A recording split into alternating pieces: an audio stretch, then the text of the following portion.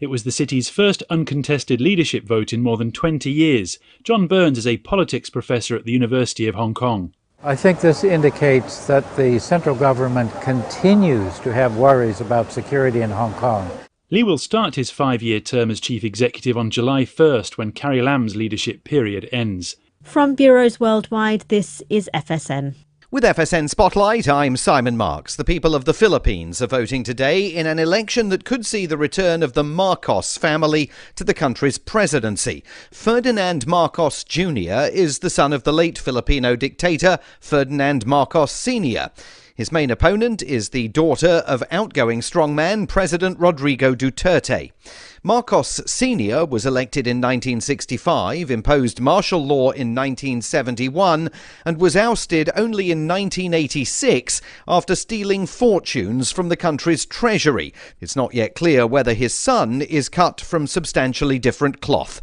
Jim Lindsay is with the New York-based Council on Foreign Relations. I think a lot of people are worried that Marcos harbors the same authoritarian leanings as his father. Marcos Jr. has solidified his family's relations with a number of the other leading families in the Philippines. Marcos's campaign has also been helped by what looks to be rampant disinformation in its favor, a whitewashing of what his father did when he ran the country. Marcos has also suggested that he is not going to shine a spotlight on some of the unseemly things that were done under the Duterte presidency, particularly the vigilante drug war. The US is worried Marcos is vowing to move Manila closer diplomatically to China, raising fresh questions about the future of the US security pact between Washington and the Philippines. With FSN Spotlight, I'm Simon Marks. The main headlines again. There are fears that around 60 people could have died after a bomb struck a school in the east of Ukraine. The Biden administration has announced new sanctions aimed at putting pressure on Russia over the war in Ukraine. And Hong Kong's former security chief, John Lee, has been confirmed as the city's new political leader. And that is the latest from Feature Story News. I'm Jagruti Dave in Washington.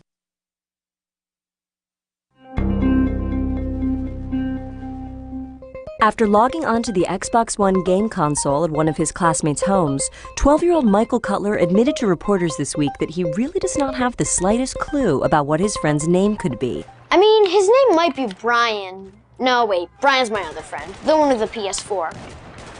Yeah, if I'm being totally honest, there's no way I can tell you his name. Not a chance. Noting that the boy had, quote, an absolutely huge HD TV and a bunch of games his mom won't let him play, Cutler confirmed that he could recall only the faintest details about his friend, including the fact that his mother makes chocolate chip cookies and that he has a dog of some kind. He's got Killer Instinct, Assassin's Creed, Battlefield 4, and Titanfall? Man, that game's awesome. Anyway, I've just been calling him Flamethrower because that's his gamer tag. Hopefully he doesn't catch on. Hey, can I stick around for a few more hours? I'm so close to beating this. This is the Onion News Network.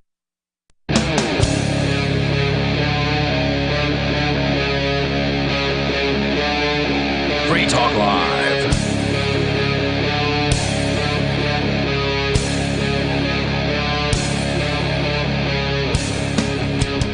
It's Free Talk Live, where you can take control of the airwaves and talk about whatever is important to you. 603-283-6160 if you would like to weigh in. Again, number 603-283-6160. With you in the studio tonight, it's Aria, Beakless Mountaineer, and Richie Rich. And coming up, we're going to be talking about fasting. Is a topic I like, right? Because food is important, and I prefer slowing. Some people do. I mean, that's generally what I would call it when people just like sit on their couch all day eating and not exercising and stuff like that. I'm of the mind that fasting probably isn't that much better for you than other diets or other methods of eating. However, just that discipline, that focus is probably good for a person. We're also going to talk about Paxlovid mouth. Have either of you heard about this? I'm sorry, what? Paxlovid mouth. Paxlovid is evidently a medication for COVID. Oh, okay. And it makes your mouth taste like terrible. They have colorful descriptions, but I don't remember off the top of my head what any of them are. It's nothing vulgar or anything like that. It's just really gross sounding. Oh, okay. And speaking of gross sounding things, you have a story about how urine can help may be able to help feed the world, evidently. I miss doing Sundays with you, man, because you always have the weirdest stories. You've also got something about monkeys stealing evidence and a pot vending machine. You've always got a story about monkeys. Escaping, biting people, stealing vending machines. They stole key evidence in a murder trial. Well, that's spoiler alert. So on the story of urine and fertilizer and all of that, because I haven't been paying any attention to it because it's largely inconsequential to me. Until it isn't. Well, and that's one of the things. I got my own garden at the moment, so that you're gonna need urine for it. That's what we're saying. I have cats, man. Okay. If I need ammonia, I can harvest it from my cats. You're covered then. Well, and that's one of the things. Like right now, no one's paying attention to the oncoming food crisis. No, we'll be fine. Well, they've been talking about an oncoming food crisis now for like 2 years. They said this, 18 months ago when we were supposed to be running out of ham, and then we were supposed to be running out of chicken, and we never actually ran out of any of it. They were talking about that before the two largest producers of food on Earth decided to go to war with each other. That's a little different. I'm not sure how different it really is. I mean, it's the same fear-mongering that we've been dealing with for since at least COVID started, and probably before that. Okay, and one of the things, like as I'm sure you're aware, the inflation on prices is getting kind of ridiculous at this point. So anything that affects the food supply is going to more adversely affect your prices on food, since all of the prices are getting jacked up because of all the money they printed. Well, they're You're certainly the one likely with your own garden. Yes, they're okay. Well, I also have time in which to have said garden, but there's certainly an economic reckoning coming, right? I mean, that's a given with the amount of inflation that's going on, with the wars, with the shortages, with the supply cargo ships sitting off the coasts. Certainly some sort of economic hardship is coming. Another issue with the garden was that, Conan, I do Tuesday nights with him. He's been telling us for years to start a garden. And finally I was like, okay, Bonnie and I was like, let's do it then. Let's actually start a garden. It is smart, but it mitigates some of that, fear of let shortage. them eat cake. I've got a garden. Yes. You will be running out of ammonia. I, on the other hand, have kittens. But I suppose. Here's the interesting thing, right? Like, I bring in the bizarre, odd, the weird stuff. I go like, title says, "Can peace save the world?" Right? Yeah. And then Peakless, who is, the upstanding intellectual usually. He goes like, yeah, I could see that. And I go, see, great. Well, that's the thing. So, I love a lot of boring stuff. Like, I really enjoy listening to, people talk about the global economic status. And, I personally listen to when Jerome Powell speaks. I'm that guy. And I don't talk about that much here, but, since I've got an ear to the ground on that world, they've been talking more and more about, here's where the prices of fertilizer are going, here's where the prices of ammonia, which is one of the things that you need for certain fertilizers, are going. Right now, there's a lot of countries that are literally figuring out exactly where that line is of, how little fertilizer can we get away with without decreasing it too much? Which we've never tried to do. As a global society, we have never tried to grow as much food as possible with as little fertilizer as possible. You know what you got to do? Genetically modify those organisms. That would be a sensible approach if that's what people were doing, but that's not what people are doing. Instead, they want us to eat bugs, and they want us to use urine as fertilizer. So let's talk about this then, because I'm curious. Before we get into yours, let's give some general background about the fertilizer crunch, as they're calling it, and it's paywalled, so of course it is. And there's a big giant advertisement here in front of me making it completely useless. So evidently there is some sort of actual fertilizer shortage. Yeah, well, the biggest thing is, so people do not think about petrochemicals. What people think, when you think the word chemicals, you're probably not thinking literal chemicals, because literal chemicals is literally everything. Everything has a chemistry to it. What you think, a chemical plant is not a chemical plant, it's a petrochemical plant. So all of those chemicals, those come from oil. So when the second largest producer on Earth of oil gets into a war, and that would be Russia, then okay, well now we have way less petro for our chemicals. So we have a lot less fertilizer available throughout the planet. So you're saying this is Russia's fault? Honestly, it is if the I was Putin going to price point, hike, right? It's all Putin's fault. If I was really going to point a finger, it would be the U.S. did not pull back the troops of NATO the way that they had promised repeatedly that they would. So you're anti-American, and it's Putin's fault. Well, I mean, that wouldn't be a problem if it weren't for Putin. Okay. But, I mean, I don't know. It's chicken or the egg. Like, who's the belligerent, NATO or Russia? Both. They're both drunks at a bar fighting. Yeah, pretty much. So on the subject of fertilizer, they are, in fact, testing the limits of how little chemical fertilizer they can apply without devastating their yields. And they throw out some numbers here. Most of it's not terribly important. For the billions of people around the world who don't work in agriculture, the global shortage of affordable fertilizer likely reads like a distant problem. And it is. That's generally my take on it. But, you know, it is distant for now. It's also, we've been fed the world is about to end crises for the last 2 years. They even have a term for it. I'm not saying the world's going to end. And I'm not saying that food's going to completely be unavailable. But I'm saying that food is going to get expensive. Well, and it has been less available recently.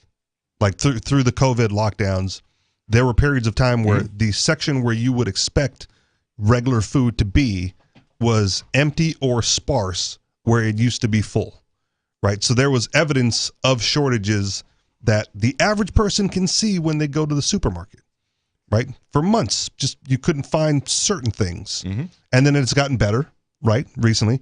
But as you said, Peakless, it has gotten more expensive. It's the little things where, like, okay, you're used to seeing a bunch of different kinds of a particular product, a bunch of different brands and variations. Yeah. And no, there's just one version of that. Or like you're used to seeing, stacks and stacks of things. And it's like, well, there's one or two in the front just to make the shelf look like it's full. Or a new brand you've never heard of before. Yep. In even the least disruptive scenario, apparently, soaring prices for synthetic nutrients will result in lower crop yields and higher grocery store prices for everything from milk to beef to packaged foods for months or even years to come across the developed world. And now, this is something we've all seen. It's obvious to all of us that the price of food is increasing, whether you eat out all the time or you buy it from Walmart or Hannaford's or Market Basket or wherever you're buying your groceries from. You're getting less these days and you're spending more. Yep. Mm-hmm. And that's the thing about food is, like, this isn't something you can avoid. I mean, you can cut down on ordering most of your things from Amazon or whatever it is that you're doing, but, you still got to eat. That does seem to be the case. When we get back, we're going to talk about possible solutions for this because the thinkers of the world, they're putting on their thinking caps and they're coming up with what they think are solutions. Among them, pee, yes. Using urine to solve even if it's successful, it's too late, right? 603-283-6160. It's Free Talk Live.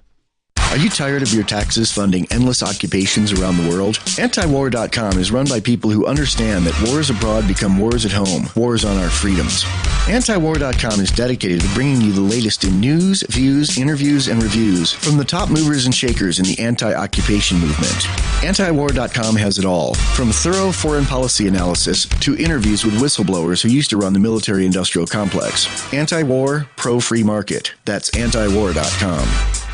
When a lunar observatory detects a radio broadcast originating from Proxima Centauri, the nations of Earth discover their first contact with an alien race may also be their last. With the Proximans facing an extinction-level disaster, Earth must choose between sending a ship on a multi-year journey or allowing nature to take its course. Saving Proxima, a hard science fiction thriller by Travis S. Taylor and Les Johnson from BaneBooks.com. I'm a little obsessed with My Magic Mud. Several years ago, I met Jessica Armand, the founder and CEO of My Magic Mud, and I didn't even know my teeth were coffee stained. A week's worth of use convinced me, and now I use it every 3 or 4 days. It's clinically proven to whiten teeth, and I think it cleans better, too. My Magic Mud's available at most local health food stores, Sprouts, Natural Grocers, CVS, Walmart's Natural Beauty Aisle, but I can get it for you for 20% off with coupon code FTL20 at MyMagicMud.com. FTL20, MyMagicMud.com. Are you tired of governments murdering people around the world?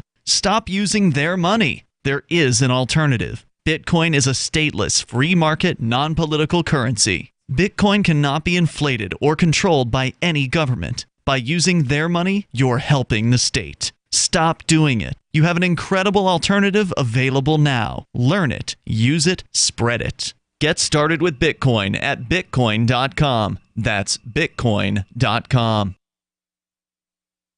I've been told no in many different ways. I give you an order and you're going to obey it. George, you can go this way. You can't do that and you have to leave here. You cannot bring signs into the rally. Walk with me. Well, I'm comfortable here, actually. Whoa, Hey, who do you think you are? Excuse me. There is no video or audio allowed in this office. No, I have work today. You ain't gonna make it. Wait on account. Now. Wait a minute. Whoa. Hey! Oh my God! Unbelievable! Why are you running from me? Because you scared me. What am I being detained for? You're being served. What is this? You're being served. What is this? Bureaucrats have a funny way of telling people no. That's the sound of the men working on the chain. Derek J's Victimless Crime Spree. Watch it for free and order the Director's Cut DVD at victimlesscrimespree.com. If you want to know the latest about Free Talk Live before we go on the air, all you need to decide is how you want it delivered. It's your choice. Visit news.freetalklive.com to receive our usually weekly news updates by email. Plus, we have a Twitter account at twitter.freetalklive.com, and you can follow us on the decentralized Mastodon platform at toot.freetalklive.com. So please follow us at toot.freetalklive.com and sign up for our emails at news.freetalklive.com. There are basically two types of advertising, direct response and branding. Radio's great for direct response with its low cost to listener ratio, but audio can't be beat for branding, which is a longer term endeavor. You want to be the first thing that someone thinks of when they think about your product or service. If you have a local business that you want kept top of mind in your community, call the station. If you need national reach, Free Talk Live's got around 200 radio stations, millions of monthly listening sessions, can suit all budgets, and if we don't think we're right for you, we'll tell you. Email me, mark@freetalklive.com. Our Matrix server is about as free as internet chat can be. Join the existing rooms or create your own at chat.freetalklive.com.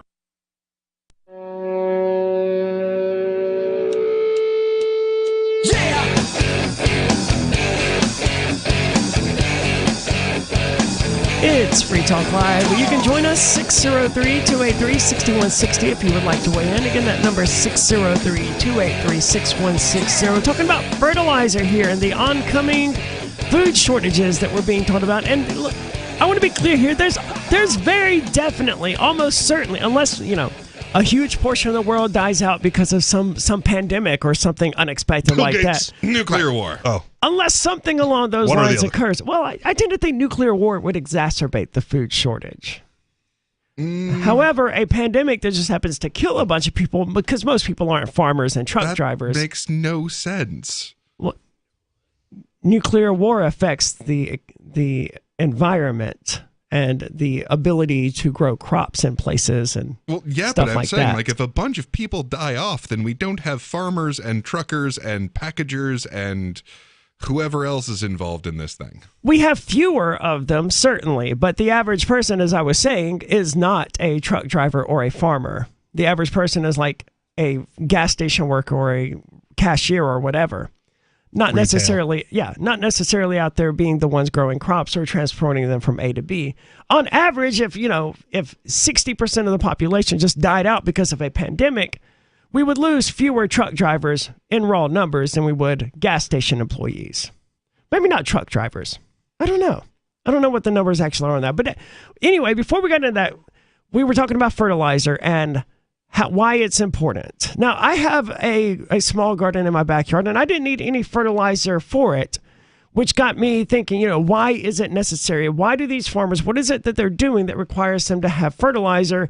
And a lot of it is that they're not rotating crops, and they kind of can't. They have a massive amount of wheat or whatever crop they're trying to grow, and that's the crop that they grow. So they need fertilizer to replenish the soil each year after growing that particular crop. They can't just grow carrots or something like the average person with a backyard garden can do. Sure. Well, and that's what we're about to find out, because, I mean, as you just pointed out, they're finally going, okay, well, can we reduce how much of this we need? And yeah, rotating crops is one of the effective ways of reducing how much of these, as they call it, artificial nutrients you need. But if you rotate the crops, if you have a grid of 4, right, however big your farm is, and you go like, we got to crop rotate this thing, and you cut it into 4s for the rotation, your yield is like 1/4. And if there's a food shortage and you go to that method, that's exactly it. We don't need the same number of carrots. Lying fallow. So there's a difference between crop rotation and lying fallow. Okay. So with crop rotation, you plant this kind of crop this year. So say a bunch of beans, and then next year I'm going to plant a bunch of corn there because it uses a different set of nutrients. Okay. So what you're talking about is letting it lie fallow. So like you just spend a period of time not planting in that area. But if you plant corn in year 2, then your bean yield for that year is that much less. Well, no. So like if you've got you've got this one that does corn and this one that does beans, and we're just going to simplify it to that. Okay, so we do corn here this year, beans here this year, and then next year we swap them out. Okay. So that doesn't work on the industrial level though, because beans, wheat, and soy, these things are not equivalent, right? We can't just take all of the wheat that we're growing this year and replace it all with carrots, because 1, we still need a lot of wheat, and 2, we don't need nearly that many carrots.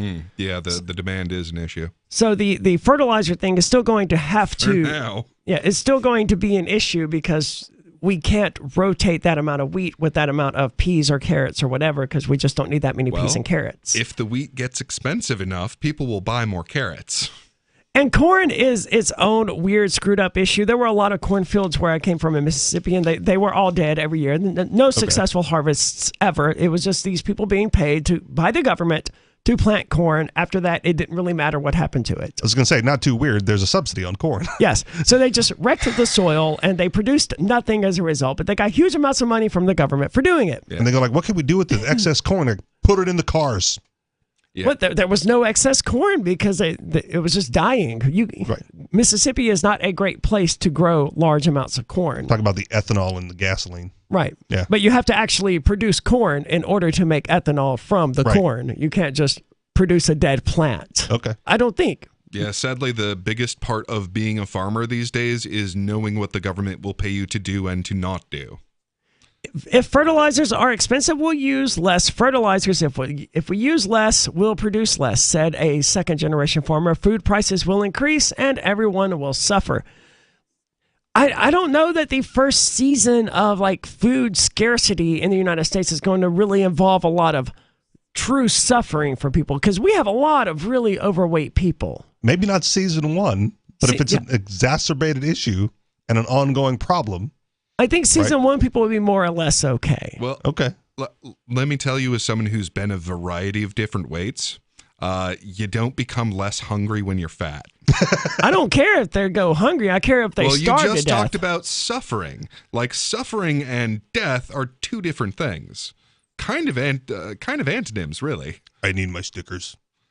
I don't know that a person being a little hungry because they have a little bit less to eat is going to be something I would genuinely call suffering on the. If you're talking about survival, though, scale. this is like the fattening season, right? There's still food on the shelves. Bulk up, get fat. That's good advice. And then be hungry later. Well, I wouldn't recommend getting fat, honestly. What I would recommend is get some dry goods. Get some rice, some beans, that kind of stuff, canned goods, get yourself something set aside. I mean, I think you should anyway. Just because it's smart, you never know. Yep. So commercial farmers rely on a combination of 3 key nutrients, nitrogen, phosphorus, and potassium, to fuel their harvests. These have always been key, but it was only about a century ago that humanity learned to manufacture mass-produced ammonia-based nutrients, and they go on into the history of some of that, and it doesn't really matter. Fertilizer prices are up on average 70% from last year. That's a huge increase in the price of something. Yes. I've talked to local restaurateurs and stuff, and they talk, I think it was roughly 7 or 8 months ago, where the owner of the India place here was talking to me about how the price of onions had effectively doubled for him. And that's just one particular crop, which could have been a result of who knows one what. ingredient across the board. But this is across the board, a 70% increase in the cost of fertilizer, which means they're going to use that much less of it, or they have to increase their prices to correspond to that, and they're probably not going to do that. And even if they do, Americans are not going to be happy about it. Mm-hmm. Especially because their paycheck is worth less as well, right? They're getting hit from all sides with the inflationary aspects. So fertilizer is available locally, but it's out of reach for the majority of farmers. Worse, many farmers know that they cannot recover these costs. So they are watching the price of fertilizer go up, and they know that there's just nothing they can do to get it back. What we really need is the government to step in and help these poor farmers. Yes, clearly. Well, it certainly did a good job. Always the answer. They never screw anything up. Well, who's going to help because they're deities. Is there going to be a charitable foundation formed to help the farmers offset their fertilizer costs? Well, maybe if you didn't have absolutely state-controlled petroleum sources, that might help. So runaway pricing for natural gas. Petroleum for energy and could instead use it for fertilizer by, say, having nuclear energy. Solar-powered fertilizer. Is it that? Also known as plants. Right. 603-283-6160 if you want to weigh in. That's 603-283-6160. There's more coming up. It's Free Talk Live. Free Talk Live's video archives have been on LBRY for years. LBRY is an uncensorable, decentralized, blockchain-based media sharing protocol, and we're big fans of it here on Free Talk Live. In 2020, LBRY launched Odysee, a video sharing website to compete with YouTube, and it's really taking off. Now with over 1 million channels, many of whom are disaffected YouTube creators. During YouTube's crackdown for not towing the government line on COVID, the Free Talk Live YouTube channel started receiving strikes and could be completely taken down at any moment. Thankfully, Odysee started offering live streaming, so we're now streaming live every night and posting our video archives permanently to Odysee. You can watch live or anytime on our Odysee channel by visiting video.freetalklive.com. If you want to go all in, download the desktop app at lbry.com, and then every video archive you watch, you'll help seed and keep it online forever. At minimum, we ask you visit video.freetalklive.com and follow us on Odysee today. video.freetalklive.com. From Feature Story News in Washington, I'm Jagruti Dave. There are fears that around 60 people could have died after a bomb struck a school in the east of Ukraine. A Ukrainian official says roughly 90 people were believed to be sheltering in the building. William Denzelo reports from the Latvian capital, Riga. The Ruansk regional governor says 30 people were rescued from the school, but fears that around 60 remain trapped under the rubble. The governor says the bomb fell from a Russian plane on Saturday, but Moscow didn't immediately comment, and the claim hasn't been independently verified. The school is located in Bilohorivka in Ukraine's Ruansk region, an area that's seen heavy fighting over recent days. According to the United Nations, at least 2,345 civilians have died since Russia's invasion of Ukraine on February 24th. More than 12 million people have fled their homes, with nearly half of those passing into neighbouring nations. The Biden administration has announced new Russian sanctions over the war in Ukraine. The measures target 3 Russian TV outlets, include a ban on Americans offering accounting or consulting services to Russian nationals, as well as visa restrictions on thousands of Russian and Belarusian officials. The United States has, for the first time since the start of the invasion of Ukraine, sanctioned 27 executives from Russia's third largest bank, Gazprom Bank. According to a senior official, the US is not freezing the lender's assets or blocking its activities, but rather it's sending the signal that the subsidiary of Russian gas giant Gazprom is not a safe haven. The Biden administration had until now avoided sanctions against the bank out of sensitivity to Europe's dependence on Russian energy. But following a video call with US President Joe Biden and Ukraine's President Volodymyr Zelensky, G7 leaders issued a statement expressing their commitment to phasing out or banning Russian oil imports. Hong Kong's former security chief John Lee has been confirmed as the city's new political leader. He's promising to restore Hong Kong's international reputation, but his election is fueling concerns about China's control of the city's politics. Richard Kimber reports from Hong Kong. John Lee received almost unanimous support from the largely pro-Beijing political committee given the power to elect him. He says it's time for Hong Kong to move beyond its recent political turmoil. Having restored order from chaos, it is high time that Hong Kong starts a new chapter of development. He was the only candidate in the race. All his rivals pulled out when his campaign began. It was the city's first uncontested leadership vote in more than 20 years. John Burns is a politics professor at the University of Hong Kong. I think this indicates that the central government continues to have worries about security in Hong Kong. Lee will start his 5-year term as chief executive on July 1st when Carrie Lam's leadership period ends. From bureaus worldwide, this is FSN. You can stick it to the man and big tech. Join our FTL social mastodon at social.freetalklive.com.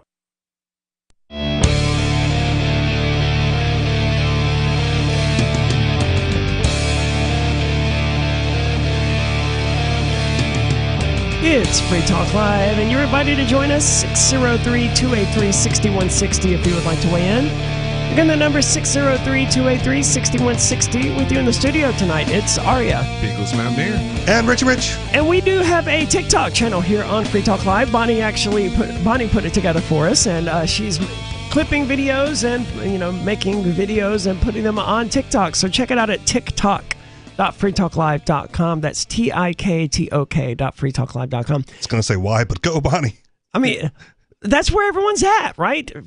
TikTok is the largest social media platform in the world these days. It's silly for us to not be on there. Unfortunately, even though TikTok does offer live streaming, you have to have an account of a certain size with a certain number of uploads. And regardless, we're not qualified, whatever their qualifications are. We have not met them. So hopefully Bonnie's hard work over there at TikTok.freetalklive.com will allow us to meet that criteria and begin live streaming there as well. Bring in the Utes. Yeah, get with the times, old man. Well, I can't imagine too many. I've had a TikTok account for years. I just never use it. As soon as a new thing comes available, I'm like, okay, I'll just create an account. And then years later, someone will tell me about it. Like, I've already got that. See, I assumed that TikTok was going to be here for a few weeks or months or whatever, and then it was going to be gone. But its longevity has been surprising to me. I didn't expect it to. I could have told you that much. I mean, it flourishes on a short attention span. Yeah. Yeah, but so does YouTube Shorts, and so does Twitter. Yeah. But Twitter's been replaced. Yeah, YouTube ain't hurting. Neither is Twitter. They're both hurting fairly badly. I mean, Twitter is down. I don't know how YouTube is doing in terms of stocks or anything like that, but Twitter just got bought by a single person who I don't trust at all, but who libertarians seem to think is libertarian Jesus. So I don't know that I put much faith in Twitter doing very well at this point. I don't trust him either. I haven't figured out if he's a supervillain or a superhero. He's both. He's neither. My personal guess is that he's going to destroy us while trying to save us. That's like if I had to guess. That's a supervillain who thinks he's a superhero. So I have sort of the opposite of the normal perspective, where everyone thinks sort of better the devil you know than the devil you don't. And I know who used to be running Twitter, and they're terrible. So this might be a really good change. I mean, they're terrible for some people, and this is something that we've gotten into a lot with Elon Musk and Twitter. I don't particularly see it as beneficial. I mean, it would be good, for people who tend to lean right and to lean toward conservatism. It would be good if they had their own social media platform where they didn't have to worry about being censored or kicked off or anything like that. They did. There was a number of alternatives that popped up in like the Twitter we're getting kicked off of Facebook. Yeah, no one's there. Right.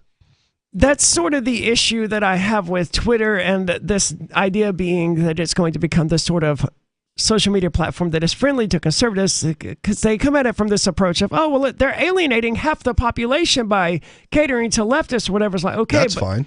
It is. And if they then allow conservatives, they're going to alienate those leftists, those liberals who don't want to share a platform with conservatives. They're not going to magically get up to 100% of the population by doing this. They're just going to cater to a different 50%. Well, most conservatives are willing to put up with a certain amount of liberals. Most liberals are willing to put up with a certain amount of conservatives.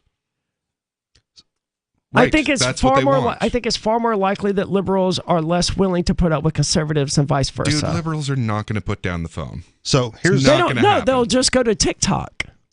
they'll just abandon Twitter entirely. You can't put a random thought into your TikTok. It's like you can't like type some angry tweet into TikTok. You have to like show your face. They also still have like, Facebook. Get all like self-conscious about how you look, about whether your makeup's nice. Like there's a whole thing into making a TikTok. Whereas a tweet, like you can, peel yourself out of bed halfway in the middle of the morning, put some random thing in and hit send. Yeah, I understand. They also still have Facebook and Instagram and all of these other places where they can produce, and Tumblr where they can produce microblogs without having to put on makeup. Here's the problem with Twitter, right?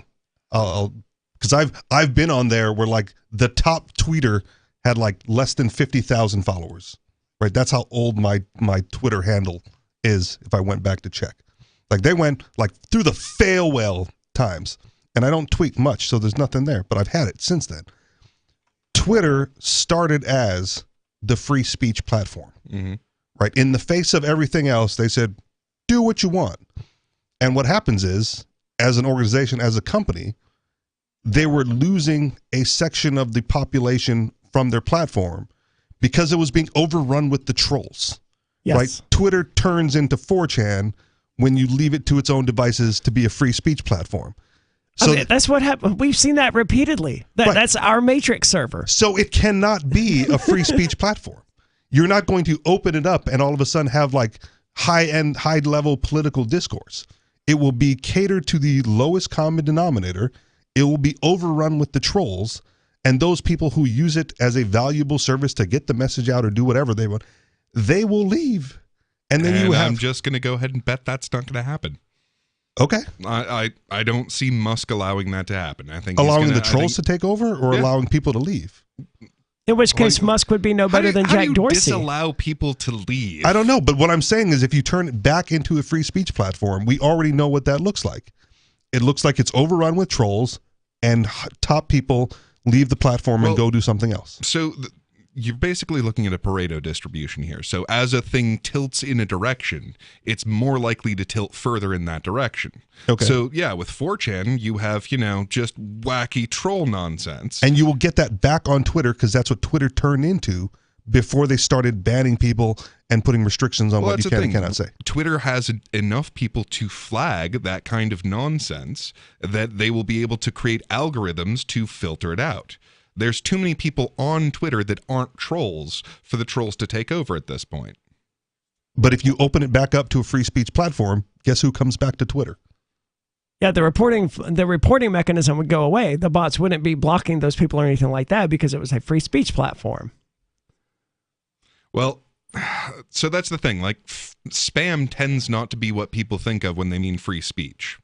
But that's what it turns into because it goes back to the lowest common denominator. There's still going to be a spam filter. And honestly, what they might end up doing... We're not even talking about spam. Like the people on our Matrix server are these exact types. They're the 4chan types, but they're not spamming the Matrix chat. Some of them do occasionally, but by and large, the vast majority is people actually typing out things to say. Because Free Talk Live is the free speech platform. You can call in, say whatever you want. You can get on the server, type whatever you want. Yeah, and have we been taken over by the trolls? Yes!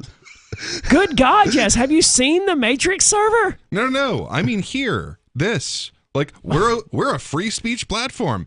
Anybody and their grandma can just call in, And have we been taken over by trolls? No.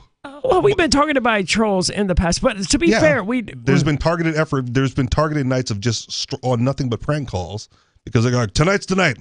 We're going to bomb Free Talk Live. Sure. And I don't know if you knew this. There might be a night. Yeah. But I am somewhat occasionally. I am somewhat a little bit of a troll myself. No. I follow you on social media.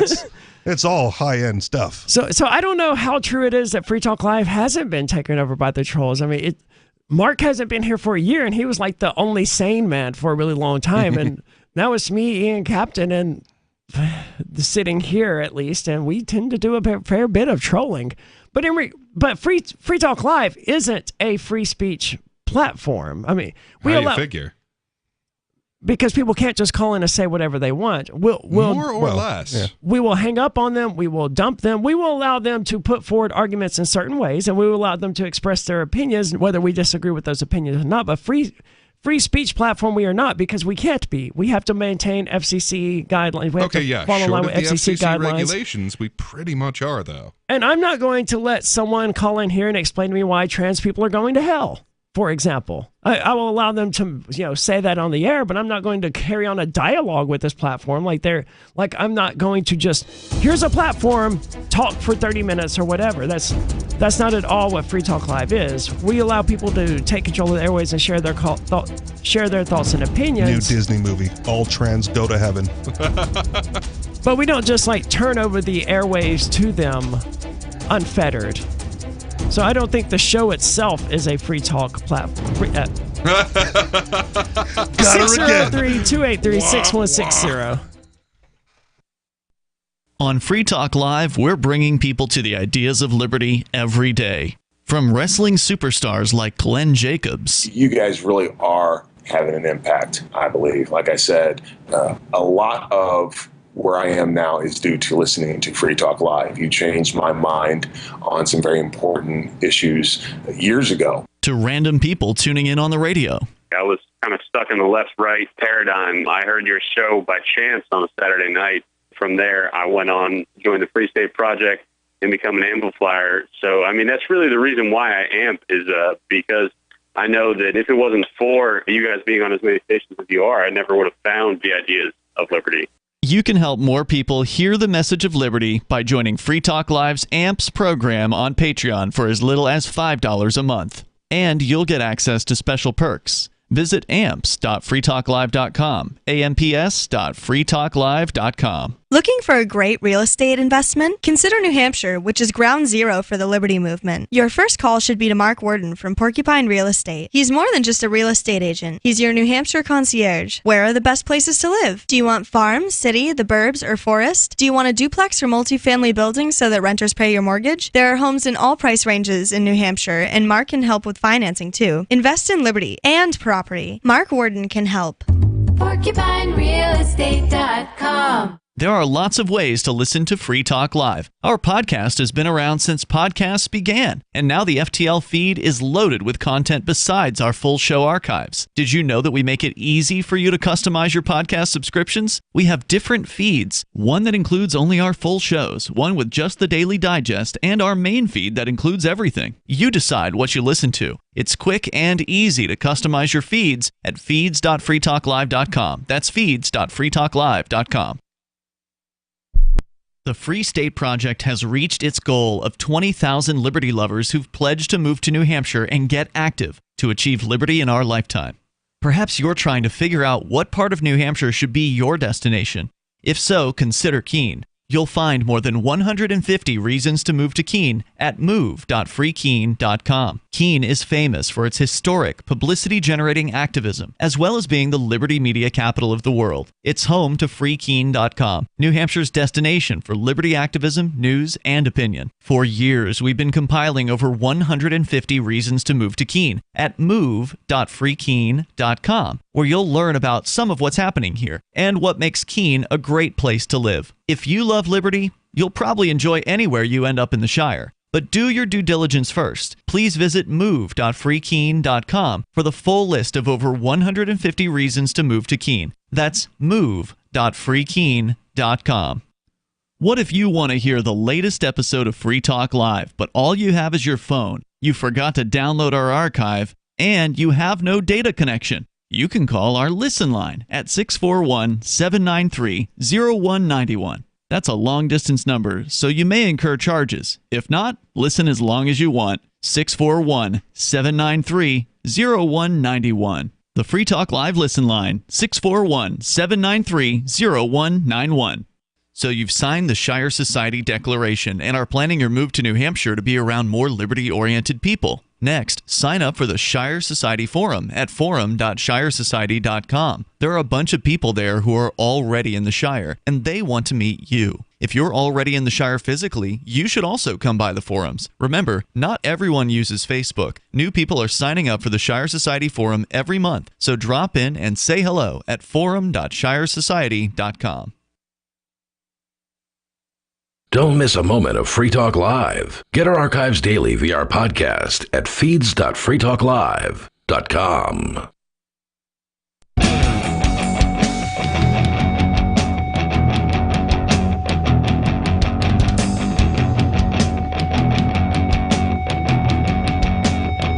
It is Free Talk Live, 603-283-6160 if you would like to call in, take control of the airwaves. Because we do allow you to do that. But there are some caveats to that. You can't just call in and advocate for genocide or any of that sort of nonsense, and it has to be FCC friendly. And those are the reasons I say that we're not a free speech platform, even though we are called Free Talk Live, because we have to maintain a delicate balance here where we can't just go in here and say whatever we want. I mean, we'll get fined, and we might actually get in legal trouble depending on what people want to say. There's been people here on the show in the past who have advocated for violence and things like that, and obviously... No, who would do such a thing? I don't want to say they advocated for violence. You're correct. That's a bad way of putting it. Yes, whoever would do such a thing. I don't know what you're talking about. I forgot all about that. Oh, man. Okay. Did you now? I did. Yeah. Yeah. That's the right. reason we don't let you on with Melody anymore. Yeah, I'm sitting there like, what? Why is he talking? I'm thinking about somebody completely different. I'm like, oh, yeah, there was that thing that happened. You think we're getting rated now? There were some people who were upset about a show that Richie Rich and Melanie did. I don't know who else was here that night, but it was Mark. Mark couldn't, referee that. The reason we're not allowed on together anymore is because Mark was overwhelmed. That's unfortunate. And decided that, nope, can't handle you two anymore.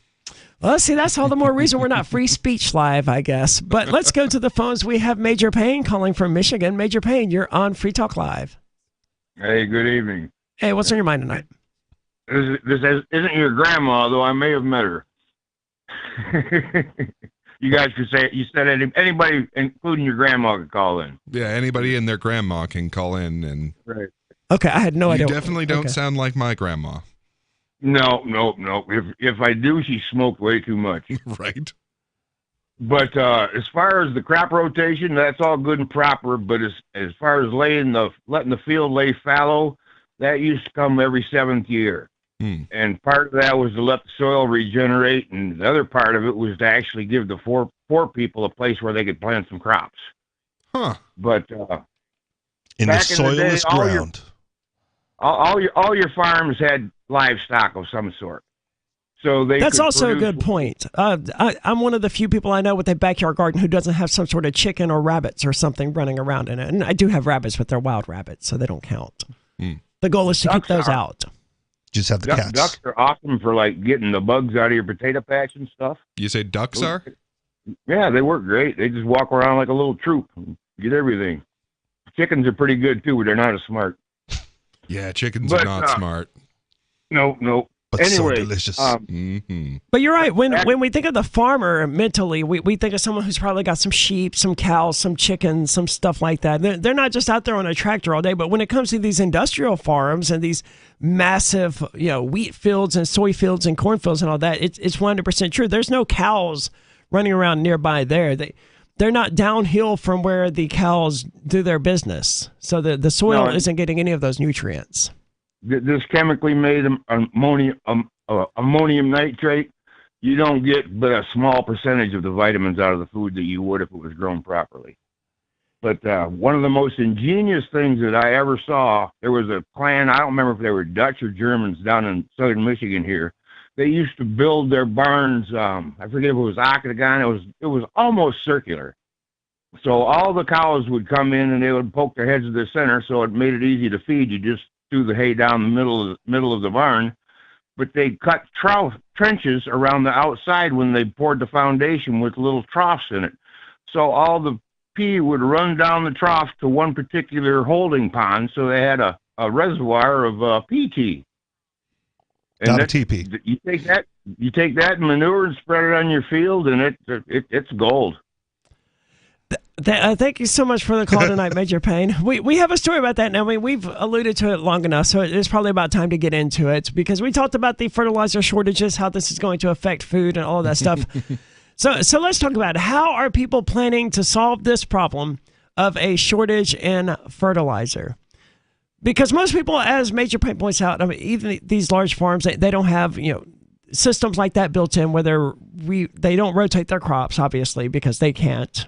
And they don't have systems in place where the wildlife or the animals they're raising are nourishing the soil to running out of ways to phrase this here.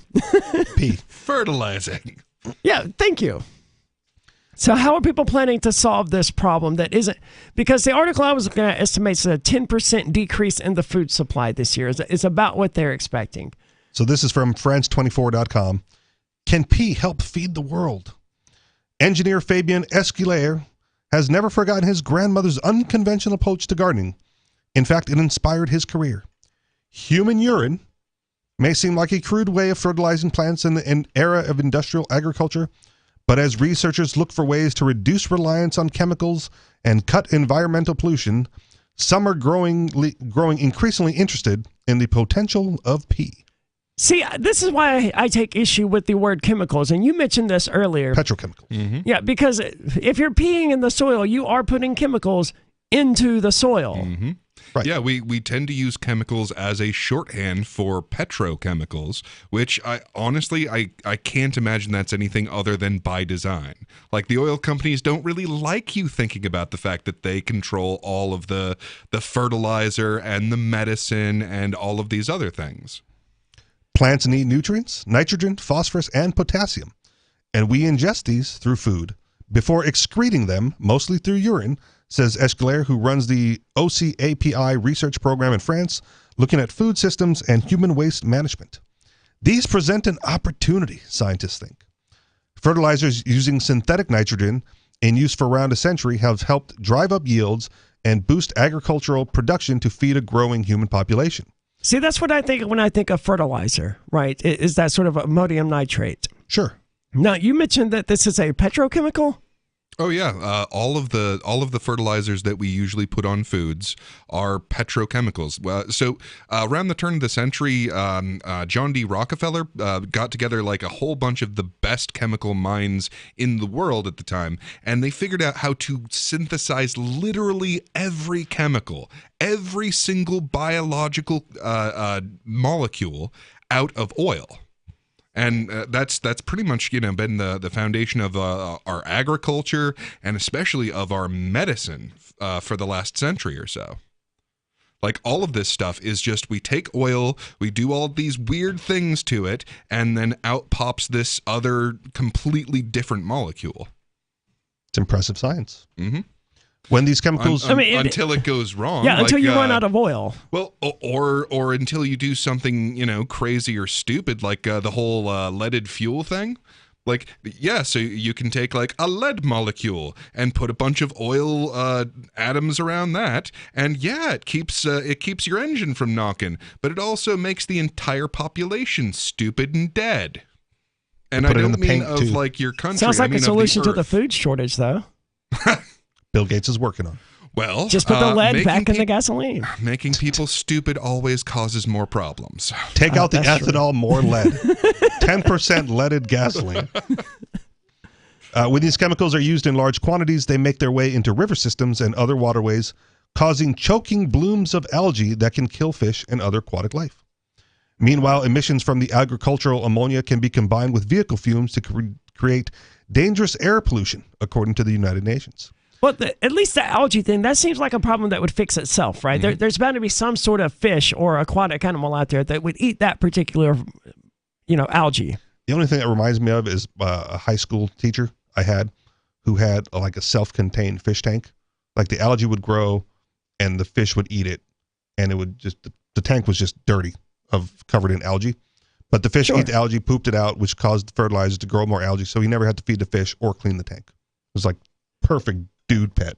Yeah, that's an ecosystem, right? That's what I would expect to happen in these rivers and in these ponds and lakes and stuff that these, quote, chemicals are washing into. It's called aquaponics. Okay. Yeah, but he did it in a fish tank. Yeah, and aquaponics are brilliant because if you make an aquaponic system, you can have the waste from the fish and the waste from the vegetables or food that you're growing coalesce to each other, so it just goes in a perpetual circle and just gives you more and more fish and food to eat. That's what I would expect to happen here. I mean, it would take some time for the ecosystem to evolve in order to handle that. Like you mentioned that it's choking fish or whatever, but there has to be some sort of aquatic animal out there because that's the way, Over time, maybe. But yeah, if it the happens, ecosystem is constantly game of rock, paper, scissors. if it happens rapidly enough due to human intervention, they don't have the time to evolve into that system. Right. But some sort of fish will. And Eventually. They will thrive, and then we can just eat that fish, and that will help solve the hunger problem. 603-283-6160. There's more coming up about these brilliant scientists' plans to use human urine to solve a problem that they created with, what else? Oil. 603-283-6160. It's Free Talk Live. Tired of cancel culture? Sick of mega tech corporations holding an axe over your head? Join the LRN.FM Matrix chat server. It's self-hosted, so no one else can tell us what to do or say. Don't like the existing channels? You can make your own. You can even connect into some of our channels from other Matrix servers. It's federated. For the full LRN.FM Matrix experience, though, you should join our server via the step-by-step instructions at chat.lrn.fm. Chat.lrn.fm. Do you feel like your nation, state, or community no longer holds your values? Have you dreamt of a place where people agree that liberty is important and are free to pursue their projects so long as they respect the property of others? There are many people just like you that are discovering freeprivatecities.com. Their social media links are at the upper right of the page at freeprivatecities.com. All skill levels will be needed when the first of the Free Private Cities opens. It's sooner than you think. Stop arguing and build. freeprivatecities.com. The new 4th edition of Healing Our World, The Compassion of Libertarianism, will take your understanding of liberty to a deeper level and has over 1,300 updated references, new cartoons, and a foreword by Dr. Ron Paul. With discounts for multiple book purchases, the 4th edition of Healing Our World is a great gift for the liberals, pragmatists, environmentalists, and Christians in your life who think libertarianism is cold-hearted. Get yours today at healing.freetalklive.com and use promo code FTL for a $5 discount. If you want to know the latest about Free Talk Live before we go on the air, all you need to decide is how you want it delivered. It's your choice. Visit news.freetalklive.com to receive our usually weekly news updates by email. Plus, we have a Twitter account at twitter.freetalklive.com, and you can follow us on the decentralized Mastodon platform at toot.freetalklive.com. So please follow us at toot.freetalklive.com and sign up for our emails at news.freetalklive.com. You're listening to the live edition of Free Talk Live. Hour number 2 is next after the news here on the Liberty Radio Network at LRN.FM. From Feature Story News in Washington, I'm Jagruti Dave. There are fears that around 60 people could have died after a bomb struck a school in the east of Ukraine. A Ukrainian official says roughly 90 people were believed to be sheltering in the building.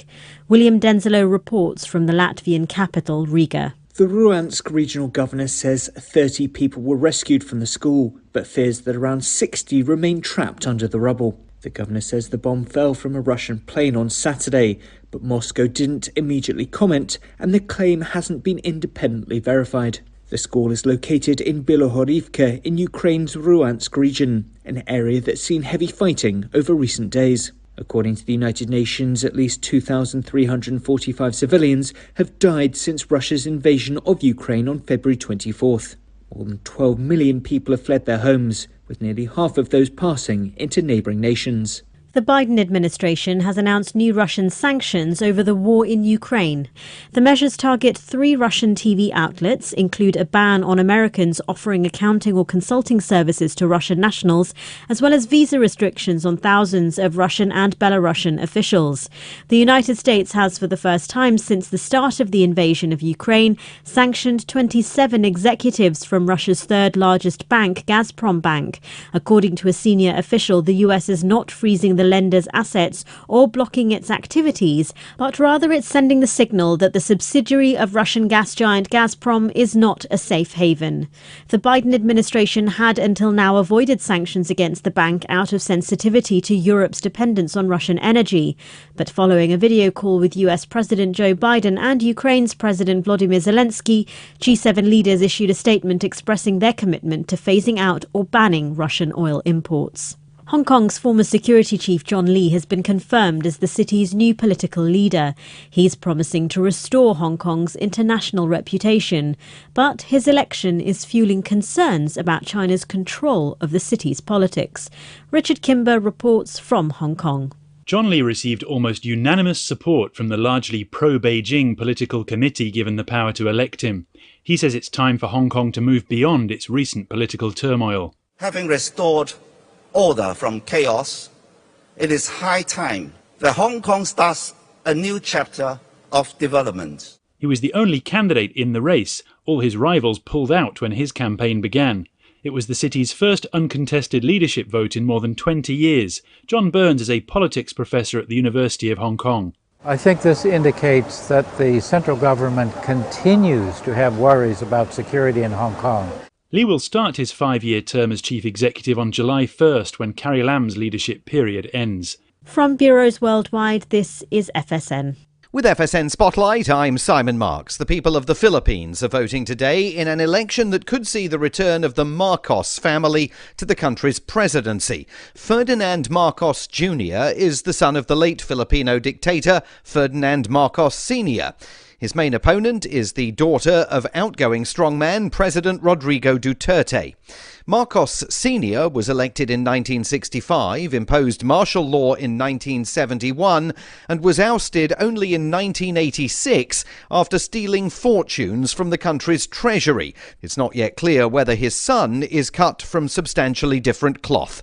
Jim Lindsay is with the New York-based Council on Foreign Relations. I think a lot of people are worried that Marcos harbors the same authoritarian leanings as his father. Marcos Jr. has solidified his family's relations with a number of the other leading families in the Philippines. Marcos's campaign has also been helped by what looks to be rampant disinformation in its favor, a whitewashing of what his father did when he ran the country. Marcos has also suggested that he is not going to shine a spotlight on some of the unseemly things that were done under the Duterte presidency, particularly the vigilante drug war. The US is worried Marcos is vowing to move Manila closer diplomatically to China, raising fresh questions about the future of the US security pact between Washington and the Philippines. With FSN Spotlight, I'm Simon Marks. The main headlines again. There are fears that around 60 people could have died after a bomb struck a school in the east of Ukraine. The Biden administration has announced new sanctions aimed at putting pressure on Russia over the war in Ukraine. And Hong Kong's former security chief, John Lee, has been confirmed as the city's new political leader. And that is the latest from Feature Story News. I'm Jagruti Dave in Washington. Good morning. Later this afternoon, I will be engaging in an extramarital affair. Of course, I will wish that I had never made the horrible mistake I'm about to spend several hours making, but sadly, I'm currently too blinded by greed and lust to care about or consider the consequences of my actions. The liaison I will be taking part in shortly with two poor deaf teenage runaways is in direct opposition to the values you elected me to uphold. I also wish to apologize to my wife, Linda, to my two beautiful children, Allison and Christopher. It hurts me more than you will ever know that this scandal will impact your life so terribly. I can only pray that the revelations you will soon hear concerning my fetishes, physical flexibility, and penis will not scar you to the point of dementia. Now, if you'll excuse me, I have to get to the hotel immediately, so I will not be taking questions. Thank you. This is the Onion News Network.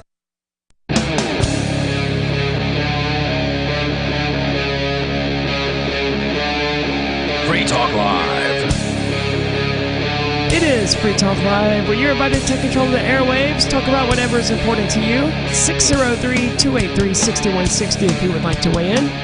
Again, the number 603-283-6160. With you in the studio tonight, it's Aria. Beatless Mountaineer. And Richie Rich. And coming up just over 5 weeks or so from now, we'll be doing our last in-studio broadcast. I don't know exactly how it's going to work because there's a lot still in the air about who is going to be going to Forkfest. Now, the Porcupine Freedom Festival, as it turns out, is sold out, or at least it's selling out. I wouldn't, if you don't have tickets yet, I would just assume you're probably not going to be going to the Porcupine Freedom Festival, but Forkfest is still open. All you need is an RV site, a motel room, or a camping site at Rogers Campground, and that gets you in. There's no ticket cost. There's nothing like that. If you want to have an event or something like that, then you just put on that event. Forkfest is whatever you make it. Check it out at forkfest.party. That's forkfest.party. I intend to be there, and I imagine Oh, yeah. you intend to be there, Peakless, and I don't think I've ever seen you there, but Richie, I mean... And to be clear, it's not the last in-studio broadcast. It's taking a break to broadcast from Fort Yes. Fest. Okay. Well, and it's unclear how many of the episodes will actually be broadcast Right. from there because there's a lot of in the air there. I don't. But we'll be back in studio shortly thereafter. Yes. Okay, yeah. Unfortunately, it was like 3 years ago that we went to Fork Fest that we lost the Sarah caller because we weren't taking any calls for like a period of 2 weeks or whatever, and then we came back and and then recently Sarah did resume calling. Sarah, you're with us on Free Talk Live. Oh, I get up fast. So fast, like 5 minutes. Oh, but I just wanted to know that have you ever guys heard of a thing called Truman Hole in Pennsylvania? No. Well, it's supposed to be. It used to be. It's a secret nuclear bomb shelter for Truman, the president at the time. So why would they put a secret bomb shelter for the president in Pennsylvania? It's close to the White House. Well, why not put it in always D.C.? had- That's closer. Because it's got to be far enough away from the blast. You said this is called a Truman Hole, Sarah? They call it Truman Hole, and supposedly everybody in that state knows about it. And that was supposed to be a big government secret. That Everyone in Pennsylvania knows about. Sounds like government work to me. Well, yeah. I'm not finding that's any the whole of what thing. Sarah's talking about. Well, this guy was on TV. On the radio talking about this hole that he's going to write a book about it. Well, Arya, that's because it's a secret. Yeah, Just not well, really. it was a secret. Sarah, anyone can write a book about anything, and that doesn't mean a whole lot. There evidently is some not so secret Pennsylvania bunker where nuclear war in the U.S. would begin. It was not. It was called Harry's Hole for President Harry Truman. Close. Evidently, yeah. Okay. But that would explain why Truman's Hole wasn't turning it up. Well, it's a more PC term than Harry Hole. It was. I didn't can catch see that. why I they did not renamed catch it. that. It was never completely a secret, but it stayed close to one for a while, mainly because no one said anything, which is, that's generally how That's how you keep a secret. It stayed secret because no one said it. This is from PhillyVoice.com. They are evidently a legitimate news source, and they wrote that statement. The lid on Raven Rock, which is another name for it. I prefer Raven Rock. Let's call it that going forward. It's located just north of the Maryland border. They go into some specifics here. They don't. Evidently, this was a place where it's unclear. It's unclear. Sarah, what do you think this place was for? Well, it was definitely. They always had the. Did they have the nuclear bomb threat since then? Obviously. Why are you asking me? You called in to inform me of this subject. I'm learning about it from you. Well, And the most reliable source in I've Pennsylvania. never bought the book, and then that radio show was very staticky. Since somebody interfered with it, I don't know, the intercepted the airwaves, so I could not hear. It was Area 51. They didn't want you learning about it. So they shut out microwave signals that interfered with the radio signals. Yeah, that totally happened, Sarah. It's the lizard people. Oh.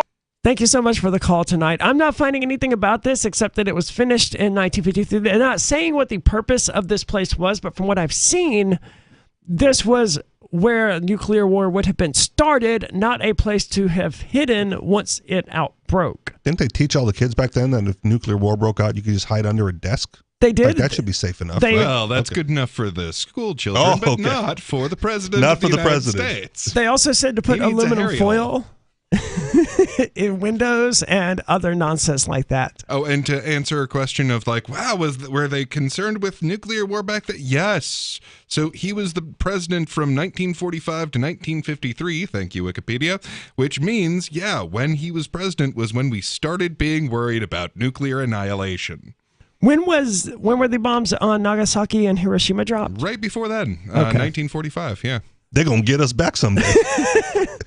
So Build after me the a Cold- hole in Pennsylvania. So many of these bunkers Well, were... they are trying now. For the first time ever, they are not buying U.S. debt. So, who is it? Japan.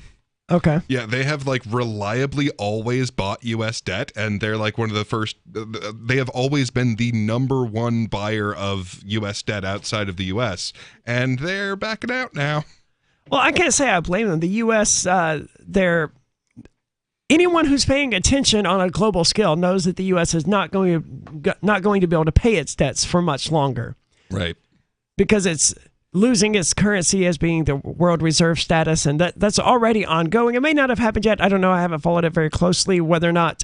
I know Russia wanted to implement some sort of system that would get them off of using the USD within their oil sales or something like that, but it got postponed because, it's a government. I thought they just switched it over. We're now taking rubles. Oh, they're still working on that one. So they made the demand for everyone who sanctioned them to use rubles or gold. So far, they've only enforced that on like Poland and I want to say Bulgaria. Definitely Poland. I forget what the other one is. Bullies. But what's really like what they're sort of like winding up for as a punch is Germany, because Germany gets like almost all of its oil from Russia, and they are not willing to pay in rubles or gold. But Russia really doesn't want to upset the neighbors. So back to Raven. Because they just invaded the neighbors. They went, They don't you wanna guys, upset we're coming the in. other neighbors. Oh, they don't. Okay. They don't think Ukraine are their neighbors. They think that Ukraine is them. Okay. So the government kicked Raven Rock back into gear. That's the Pennsylvania hold, and it can now hold up to 5,000 people in an emergency. So it is a nuclear shelter now, even though it may not have necessarily been one then. So enough for Congress and their families. Yeah, pretty much. And paid that's how donors, these things usually lobbyists. are. And Sarah, there are countless of these throughout the United States. I don't know what. She's not listening. What about this one? No, she's not. Got your attention and made you think that this was something to be worried about or concerned about. But back in the Cold War, families were being encouraged to build their own bunkers and fallout shelters and stuff like that, most of which probably wouldn't do any good against a nuclear holocaust. But they were being told nonetheless, hey, the world is going to end. Put some aluminum foils under your window, hide on your desk, and build a bomb shelter.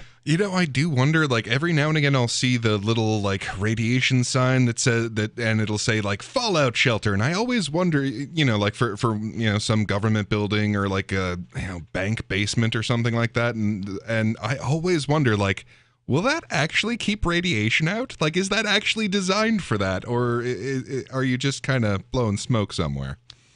I would probably say blowing smoke only because, it's a capitalist system, man. Marketing is a part of it. You get people to buy the fallout shelter now, you can then spend that money on all the extravagant stuff you want, and then you live a good life until everyone dies.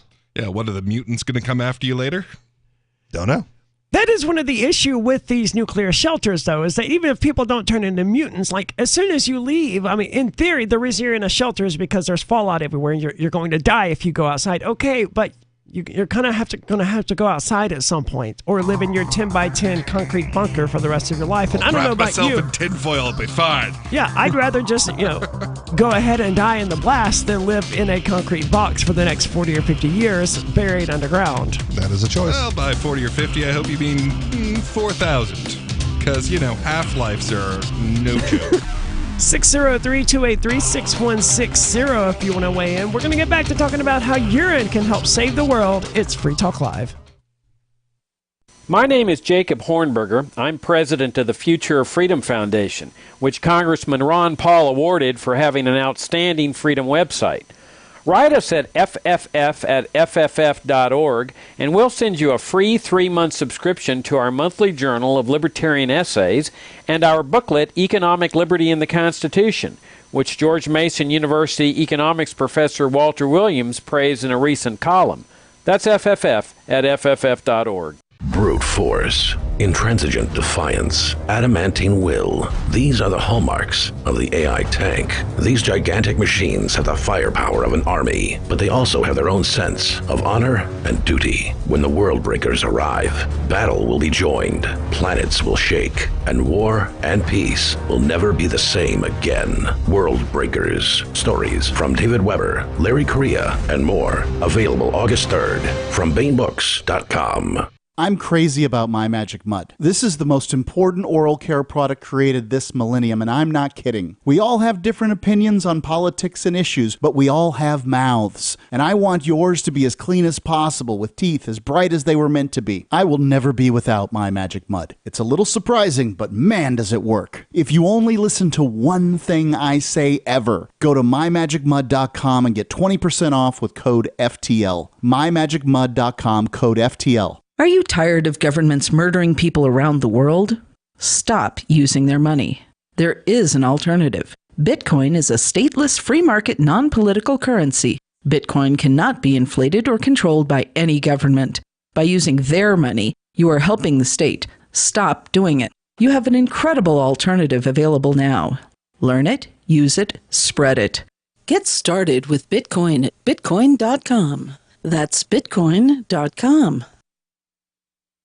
This is Michael Dean from the Freedom Fiends. I've run websites since 1996 and have used over a dozen web hosts in that time. AgristHosting.com is the only one that hasn't broken my heart.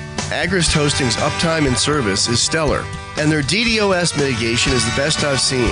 That's important because if you tell the truth in this world, you'll ruffle feathers. And some people will try dirty tricks to silence your voice. No matter what the haters hit us with, Agrist Hosting keeps our websites online.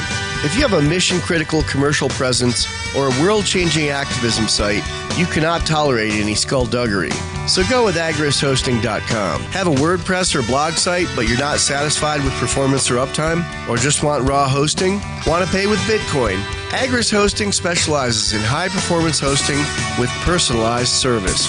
Go to agristhosting.com and click on the button that says Get Hosted. That's agristhosting.com. There are lots of ways to listen to Free Talk Live. Our podcast has been around since podcasts began, and now the FTL feed is loaded with content besides our full show archives. Did you know that we make it easy for you to customize your podcast subscriptions? We have different feeds, one that includes only our full shows, one with just the Daily Digest, and our main feed that includes everything. You decide what you listen to. It's quick and easy to customize your feeds at feeds.freetalklive.com. That's feeds.freetalklive.com. There are basically two types of advertising, direct response and branding. Radio's great for direct response with its low cost to listener ratio, but audio can't be beat for branding, which is a longer-term endeavor. You want to be the first thing that someone thinks of when they think about your product or service. If you have a local business that you want kept top of mind in your community, call the station. If you need national reach, Free Talk Live's got around 200 radio stations, millions of monthly listening sessions, can suit all budgets, and if we don't think we're right for you, we'll tell you. Email me, mark@freetalklive.com. We're still not sure why you'd want to watch, but our video feed is streaming nightly for free at cam.freetalklive.com.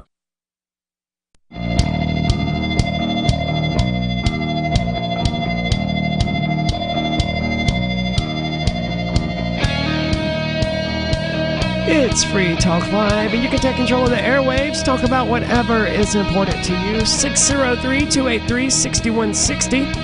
If you'd like to call in, again, that's 603-283-6160. With you in the studio tonight, it's Aria, Bigless Mountaineer, and Richie Rich. And I want to tell you about Bitcoin.com. Bitcoin is on sale, as I understand it. Now, I don't watch these things very closely. I just sort of hear about it from time to time. And the last I heard, Bitcoin was at like $35,000, something like that. 34 now. Almost 50%, almost down 50% versus its peak from whenever it was at $68,000. So it's not a terrible time to buy cryptocurrency or Bitcoin in particular if you're interested in it. If you don't know what I'm talking about, go to bitcoin.com, click Getting Started at the top of the page. All it takes is a few minutes to learn about this important world-changing information because it is changing the world. And Bitcoin may be down now, but I don't think it's on its way to zero or anything like that. It's when in doubt, pretty much everyone that I've heard talk about this, like the lowest prediction that I've heard from like more than one person is 28,000. I could see it going all the way down to like 5,000. Again, that's extremely unlikely. Well, so the issue with that one is that like you have these really big buyers. So you've got Elon Musk, you've got was it Richard Saylor? So yeah, you have these huge buyers that they tend to start snatching up all of this at about $30,000. So it keeps the price floor. Yeah, pretty much. So Bitcoin.com is where you need to go to learn about it. You can even get some cryptocurrency there for yourself. They give some away. It's a small amount, obviously. I mean, it's like 0.00001 Bitcoin Cash or whatever. I don't know the exact amount because I've never. I remember done back it. in the day where there were Bitcoin faucets and they would just drip it into your account. Well, way back in the day, Roger Ver, the owner of Bitcoin.com, was at the Porcupine Freedom Festival that we were talking about earlier that is sold out for this year, and he was giving 10 Bitcoin to anyone who would install a Bitcoin wallet onto their phone. And I mean, it worked. It did. I can buy just about anything at that festival with cryptocurrency now. And he may or may not be there this year giving out Bitcoin. Who knows? I don't think he's been at a Porcupine Freedom Festival in many, many years. But you don't don't know may for or sure. may not. But whether Roger Ver is there or not, there was someone there last year who was giving away cryptocurrency to anyone who had never used it before, anyone who had never installed it before. So these sort of things, you're not going to get 10 Bitcoins or anything like that, but they may give you 10 stellar lumens or whatever. And you may think, oh, well, that's meaningless. That's 3 cents or whatever. Yeah, okay, but that 10 Bitcoins that Roger Ver was giving out, 15 years ago at the Porcupine Freedom Festival, that was not $50,000 worth of Bitcoin that he was giving out to every single person. Mm-hmm. Well, and my favorite part about it is that you can exchange goods and services for cryptocurrency, Which makes it money. Yeah, so like you don't have to get onto these, know your customer, show me your identity websites. I don't know if I agree with that statement. I just want to say that on the air before we get too far off into the weeds of other things. Sorry, what? I said that makes it money. So the thing is, it's whether or not it's money is kind of subjective. Having expressed my opinion, I'm sitting out the rest of the discussion. What is for a my fact attorney out there is that it solves the problem of money. Okay. So like money has this problem that it solves of like, I don't want to do a stranger a favor because I will never see them again and never be paid back. Whereas if we have like, okay, well, everyone needs salt or everyone needs gold or whatever, then I can say, okay, well, if I do this favor for you, just give me gold or whatever it is, and I'll know that I'm paid back because I can get someone to do a favor for me later. Or if it's a merchant ship coming in, I can just keep a tally of like, okay, well, last time you gave me this, so I owe you this much, and I gave you that, so you owe me this much next time you're in port. Okay. Now what cryptocurrency does is it does that, but for everyone, all of the time, forever. Okay. Let's go to the phones, however. We have Therese calling from here in New Hampshire. Therese, you're on Free Talk Live. Hey guys, thanks for having me on. So for those that don't know who I am the nurse that was arrested for saying allegedly the word amen at the executive council meeting and a last woman. October. The word amen. Okay. Yeah. So I was never really involved in politics prior to that. I stood up for medical freedom. Wasn't a fan of seeing my coworkers get their exemptions denied and knowing that they were COVID recovered and my 2 little boys having to go remote learning and everything else. And so with can you, sorry, I didn't hear that story. Yeah. Can you just briefly go over it for me and any of the listeners who don't know? Sure. So as far as when I was arrested, sure. The story, so at the executive council meeting last October, they were voting on $29 million of federal money that was grant money for COVID vaccine registry. Oh, that was when Sununu sent out a text message, a mysteriously unknown text message, and then suddenly state troopers came up from behind this curtain and began picking people off in the crowd. Oh, I saw the videos of that. Like there was there was an older lady, there was Footloose, and yourself apparently was there. Yep.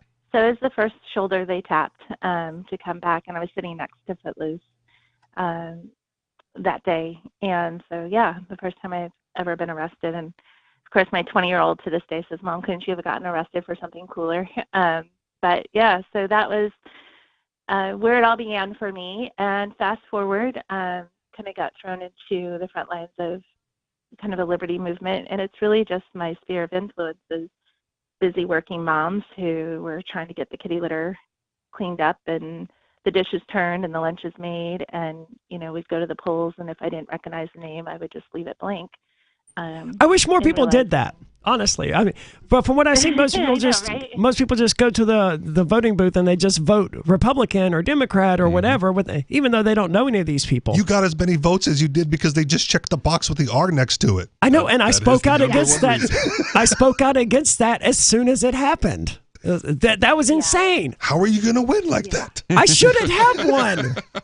I should never have won that. Any of those people should have just Googled my name and yeah, no, I don't want anything to do with this. But they didn't even bother. Yeah. Right. But you were saying you got arrested for saying amen? Yes. So the day that Footloose and the 9 of us were arrested, we were just told that it was disorderly conduct. And I was sitting quietly in my chair. What do you mean? What did I do? What specifically did I do? And they couldn't answer that question. 2 weeks later, we finally got our criminal complaints, and I remember the attorney saying he had just uploaded them for us to go look, and I couldn't believe my eyes because it actually said that I, in quotes, said the word amen. I'm like, you've got to be kidding me. And even when you watch the videos, you don't even see, there's no place where I even say the word amen. Footloose was arrested for making, quote, a loud noise. And my joke with him is, I looked at him like, Frank, I didn't even hear you fart. I don't even know what they're talking about. It was ridiculous. Therese, can you hang on for a few more minutes? We gotta go out to break, but I'd like to keep you on.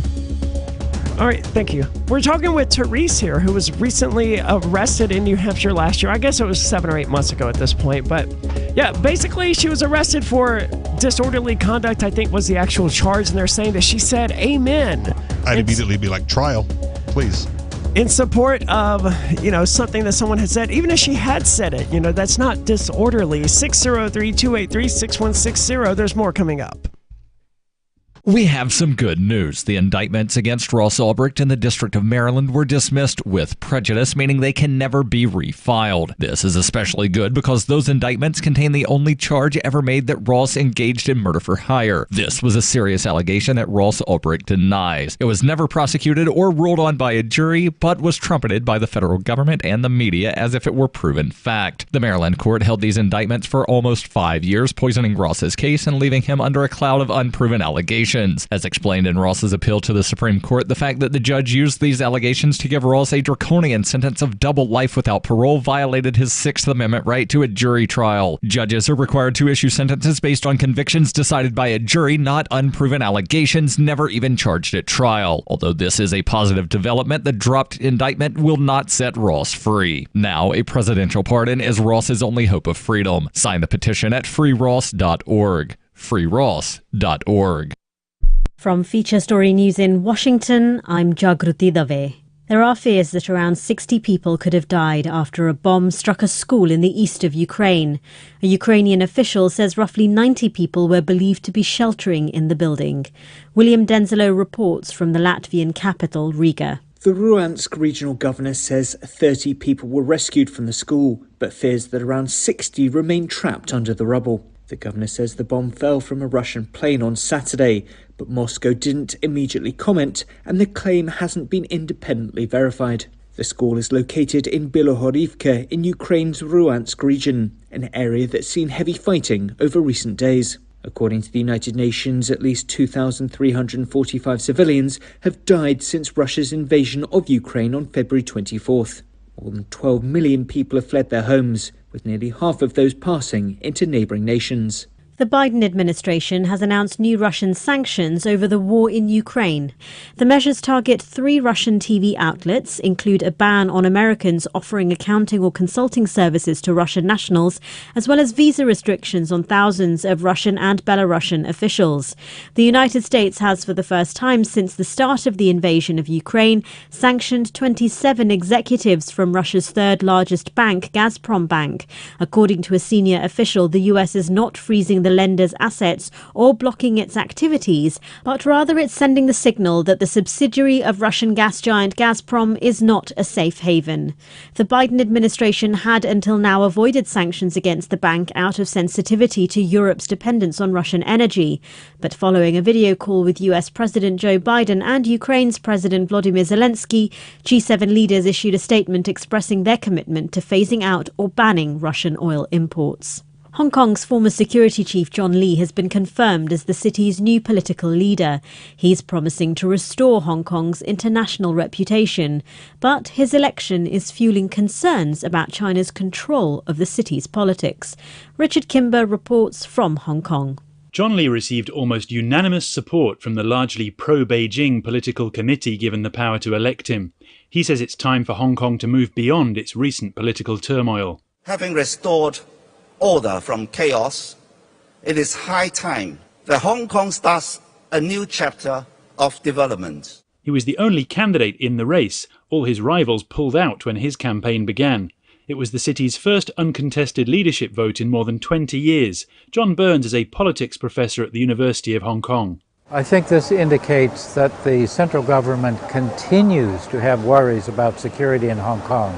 Lee will start his 5-year term as chief executive on July 1st when Carrie Lam's leadership period ends. From bureaus worldwide, this is FSN. You can help spread the ideas of liberty with our Patreon for just $5 per month at amps.freetalklive.com.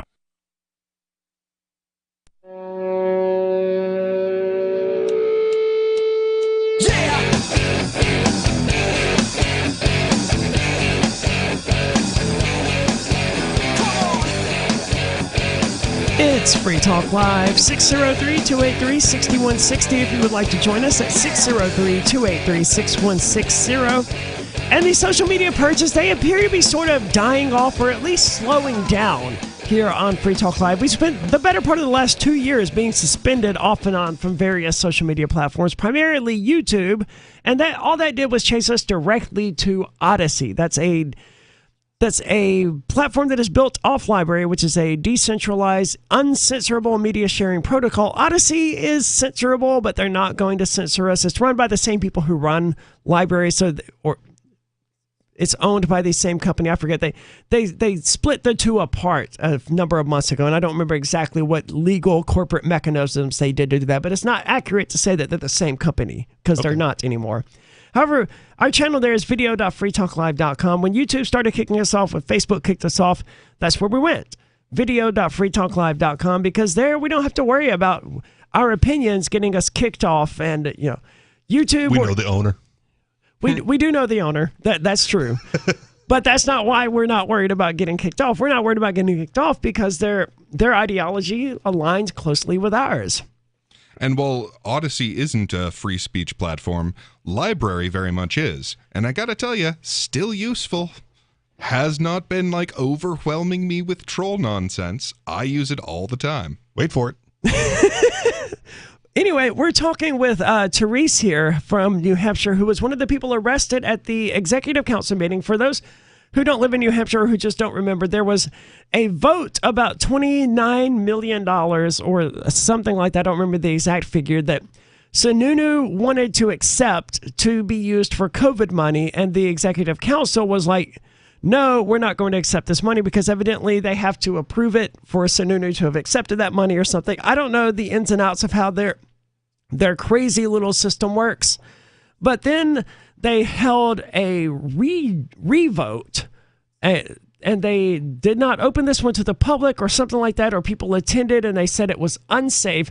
So they finally held a third one, I believe it was the third one, where there was no public gathering whatsoever, and they voted to accept this $29 million. Teresa attended the first meeting that was highly publicized, as she was arrested there, allegedly, for saying amen. Allegedly, she said it's in the documents. But that's the allegation. The documents allege that she said that. So the document says that's why I was arrested. My attorney says every time you speak to it, just say I allegedly said the word, so that I don't admit that I did anything, even though all the video that was there does not show any. They can't give a bill of particulars to even show where I ever said it. So I understand entirely. I mean, whether you said it or not, it's best to point out that this document merely alleges that you said it. I am just taken aback by this whole thing. So, I totally get that you're in the position of, I need to now sort of prove that I didn't say this thing, but it's it's amen.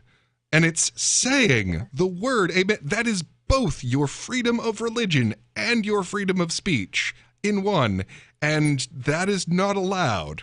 And you now need to prove that you did not exercise your freedom of speech or religion. Well, you're absolutely right. It wasn't allowed during COVID-19, where they passed the city of whatever it was where Sununu lives. They passed the ordinance where you couldn't picket in a residential area. I mean, specifically his residential area. Well, within their township, and he happened to live in that township, and his brother happened to be on the city council board that voted for that. So, I mean, a lot of underhanded stuff, but the summary of it was that, yes, they absolutely did say, no, this is not a free speech zone. You can't speak your mind freely here. And they evidently applied that to the State House or wherever this executive council meeting was being held. Therese, how is all of that shaping up? I assume you pled not guilty and you're expecting a trial at some point? Yeah, our next hearing will be our 5th hearing, July 20th, and we've actually finally our legal team has done a motion to dismiss, so it's a hearing to see if we can get the judge to go ahead and dismiss them. If not, the trial dates will be set at that point. But needless to say, that got me very interested in what the hell is going on in New Hampshire and how is this happening. And is known in high school as Tenacious Therese on the basketball team, and my dad's blood runs through me, and when things don't seem right, I'm not able to easily let it go. So started doing a lot of digging and understanding, and I'll be honest, when this all started for me, I didn't know what rhino meant. I didn't know what a free stater was. I happened to probably be one because I relocated from California to New Hampshire because I wanted to live free, and I loved the motto, and I loved that there was no income tax or state tax, and that was 22 years ago. But I remember, telling my dad, well, the libertarians, don't they just as long as I'm not hurting anyone, just leave me alone? And my dad was like, yeah, but your vote will never count unless you register Republican. And so that's kind of, the extent of what I ever 22 years later, still true. Yeah, dabbled with. But in the meantime, I'm like, this is a Republican governor. Like, how is this happening? How are my friends all losing their jobs? How is everyone losing their business? How is it that we can't go to the beach? Like, how is it that my children aren't getting... Well, we could go to the beach. We did go to the beach, in fact. Ian, myself, and a few others went, and I think Footloose actually went with us. I don't remember. This may have been before we met Footloose. I snuck in with my 2 boys. Are you kidding me? I grew up in Southern awesome. California. I wasn't going to let my 5 and 6-year-old not have fun in the sand. But Glad to hear what I was doing was against the rules or whatever, which was ridiculous, right? But people weren't able to go to church. And what the hell is happening in our world? And here I am, a nurse working through the pandemic. So, it's not like I'm uneducated as to the fact that we were dealing with something. But anyways, long story short, this entire time I'm like, we have a serious problem. I'm looking around the world, looking at the people crying out in Shanghai, people being quarantined in Australia, reading up on John Sununu, Chris's brother, working for the World Economic Forum, reading up on what the Great Reset really is and Agenda 2030. And I'm like, holy crap, it's right here at our doorstep, right in front of us. How can I save this for my boys? And is it too late? And then learning, standing out, getting to know people like Footloose and Derek and Jason and just all these amazing people in the last 6 months. So you mentioned something called The Resolve. Can you tell me about that? Yeah. So The Resolve was this idea that birthed just in April. It was basically, what if we all, the libertarians, the independents, and those of us that are for the Constitution all joined forces together and did a massive orchestrated write-in ballot. We could do the lineup and pick the lineup for anyone we want, even if they're not going to campaign and not going to be an established politician.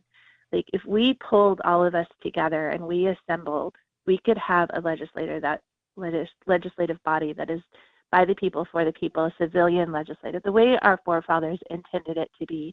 And, when I'm hearing that it's 800,000 or no one can go up against the Sununu after what he did to the 9 of us, because nobody has $2 million to run up against him and win, it just pissed me off. And so as I noodled it, I'm like, if I just had 100 people and they went and got 10 people and they went and got 10 people, in 4 months we would have 400,000 people that could just write in people we know that we could trust to do the right thing for us. So do you have a website for this initiative? Yeah, so it's wethepeoplenh.org. There's a tab that says the Resolve. The only thing, we purchased the plugin. It's all on a secure server by another constituent that lives in the Lakes region that developed the website for us. So it's all secured up, but we're just asking really for people's email and zip code. And the reason we're asking for the zip code is we want to be able to make sure that we're going to have enough people participating in any one district to pull the senator out and put someone we want in. Same with the executive council. And where we're anemic, we're going to then go and be intentional and go and tell people about the results. Therese, thank you so much for the call tonight. That's wethepeoplenh.org. Definitely give us a call after your next hearing. I didn't write down the date. I think you said July the 20th. Let us know how that goes. Surely they're going to dismiss these nonsensical charges. In the meantime, check out wethepeoplenh.org, 603-283-6160. If you want to join us here on Free Talk Live, there's more coming up. Join liberty-minded voluntarists, anarchists, and libertarians from June 27th through July 3rd for the 6th annual Fork Fest at Rogers Campground in the beautiful White Mountains of New Hampshire. Fork Fest is a fork of the Porcupine Freedom Festival, which sold out for the first time in 2021. Fork Fest takes place the week after Pork Fest, but Fork Fest is decentralized, which means that there's no ticket cost and no one is in charge. All you have to do to join the fun is reserve your camping site, RV site, or motel room with Rogers Campground for June 27th through July 3rd. There's no better place to celebrate Independence Day than around other freedom-loving activists in the Shire. You can find out more at the unofficial website, forkfest.party. You can also connect with other attendees on the Forkfest Telegram and Matrix chat rooms, as well as the Forkfest Forum. You can find links to those at forkfest.party. We hope to see you there. Forkfest.party. Looking for a great real estate investment? Consider New Hampshire, which is ground zero for the Liberty Movement. Your first call should be to Mark Worden from Porcupine Real Estate. He's more than just a real estate agent. He's your New Hampshire concierge. Where are the best places to live? Do you want farm, city, the burbs, or forest? Do you want a duplex or multifamily building so that renters pay your mortgage? There are homes in all price ranges in New Hampshire, and Mark can help with financing too. Invest in liberty and property. Mark Worden can help. PorcupineRealEstate.com. What if you want to hear the latest episode of Free Talk Live, but all you have is your phone, you forgot to download our archive, and you have no data connection? You can call our Listen line at 641-793-0191. That's a long-distance number, so you may incur charges. If not, listen as long as you want. 641-793-0191. The Free Talk Live Listen line, 641-793-0191. A congressman recently revealed that legislation totaling 2,900 pages and involving more than $1 trillion was available to members of Congress for less than 48 hours to study and consider. That's over 60 pages of legislation per hour. Do you think anyone read the entire bill? I'm Jim Babka with DownsizeDC.org. Consider a proposal buried in a 3,200-page, $388 billion bill, which would have empowered committee chairmen or their agents to examine Americans' tax returns. When this horrible provision came to light, no one claimed to know how it got into the bill. One congressman questioned said, "I didn't write it, I didn't approve it, I wasn't even consulted." If your attorney represented you this way, he might be disbarred. But this is how Congress represents you every day. That's why DownsizeDC.org has created the Read the Bills Act. You can force Congress to read their bills before they pass them at DownsizeDC.org. Tired of cancel culture? Sick of mega tech corporations holding an axe over your head? Join the LRN.FM Matrix chat server. It's self-hosted, so no one else can tell us what to do or say. Don't like the existing channels? You can make your own. You can even connect into some of our channels from other Matrix servers. It's federated. For the full LRN.FM Matrix experience, though, you should join our server via the step-by-step instructions at chat.lrn.fm. Chat.lrn.fm. So you've signed the Shire Society Declaration and are planning your move to New Hampshire to be around more liberty-oriented people. Next, sign up for the Shire Society Forum at forum.shiresociety.com. There are a bunch of people there who are already in the Shire, and they want to meet you. If you're already in the Shire physically, you should also come by the forums. Remember, not everyone uses Facebook. New people are signing up for the Shire Society Forum every month, so drop in and say hello at forum.shiresociety.com. Yep, we still do email. Drop your email address in the entry box at freetalklive.com, and you'll be kept in the loop with Free Talk Live.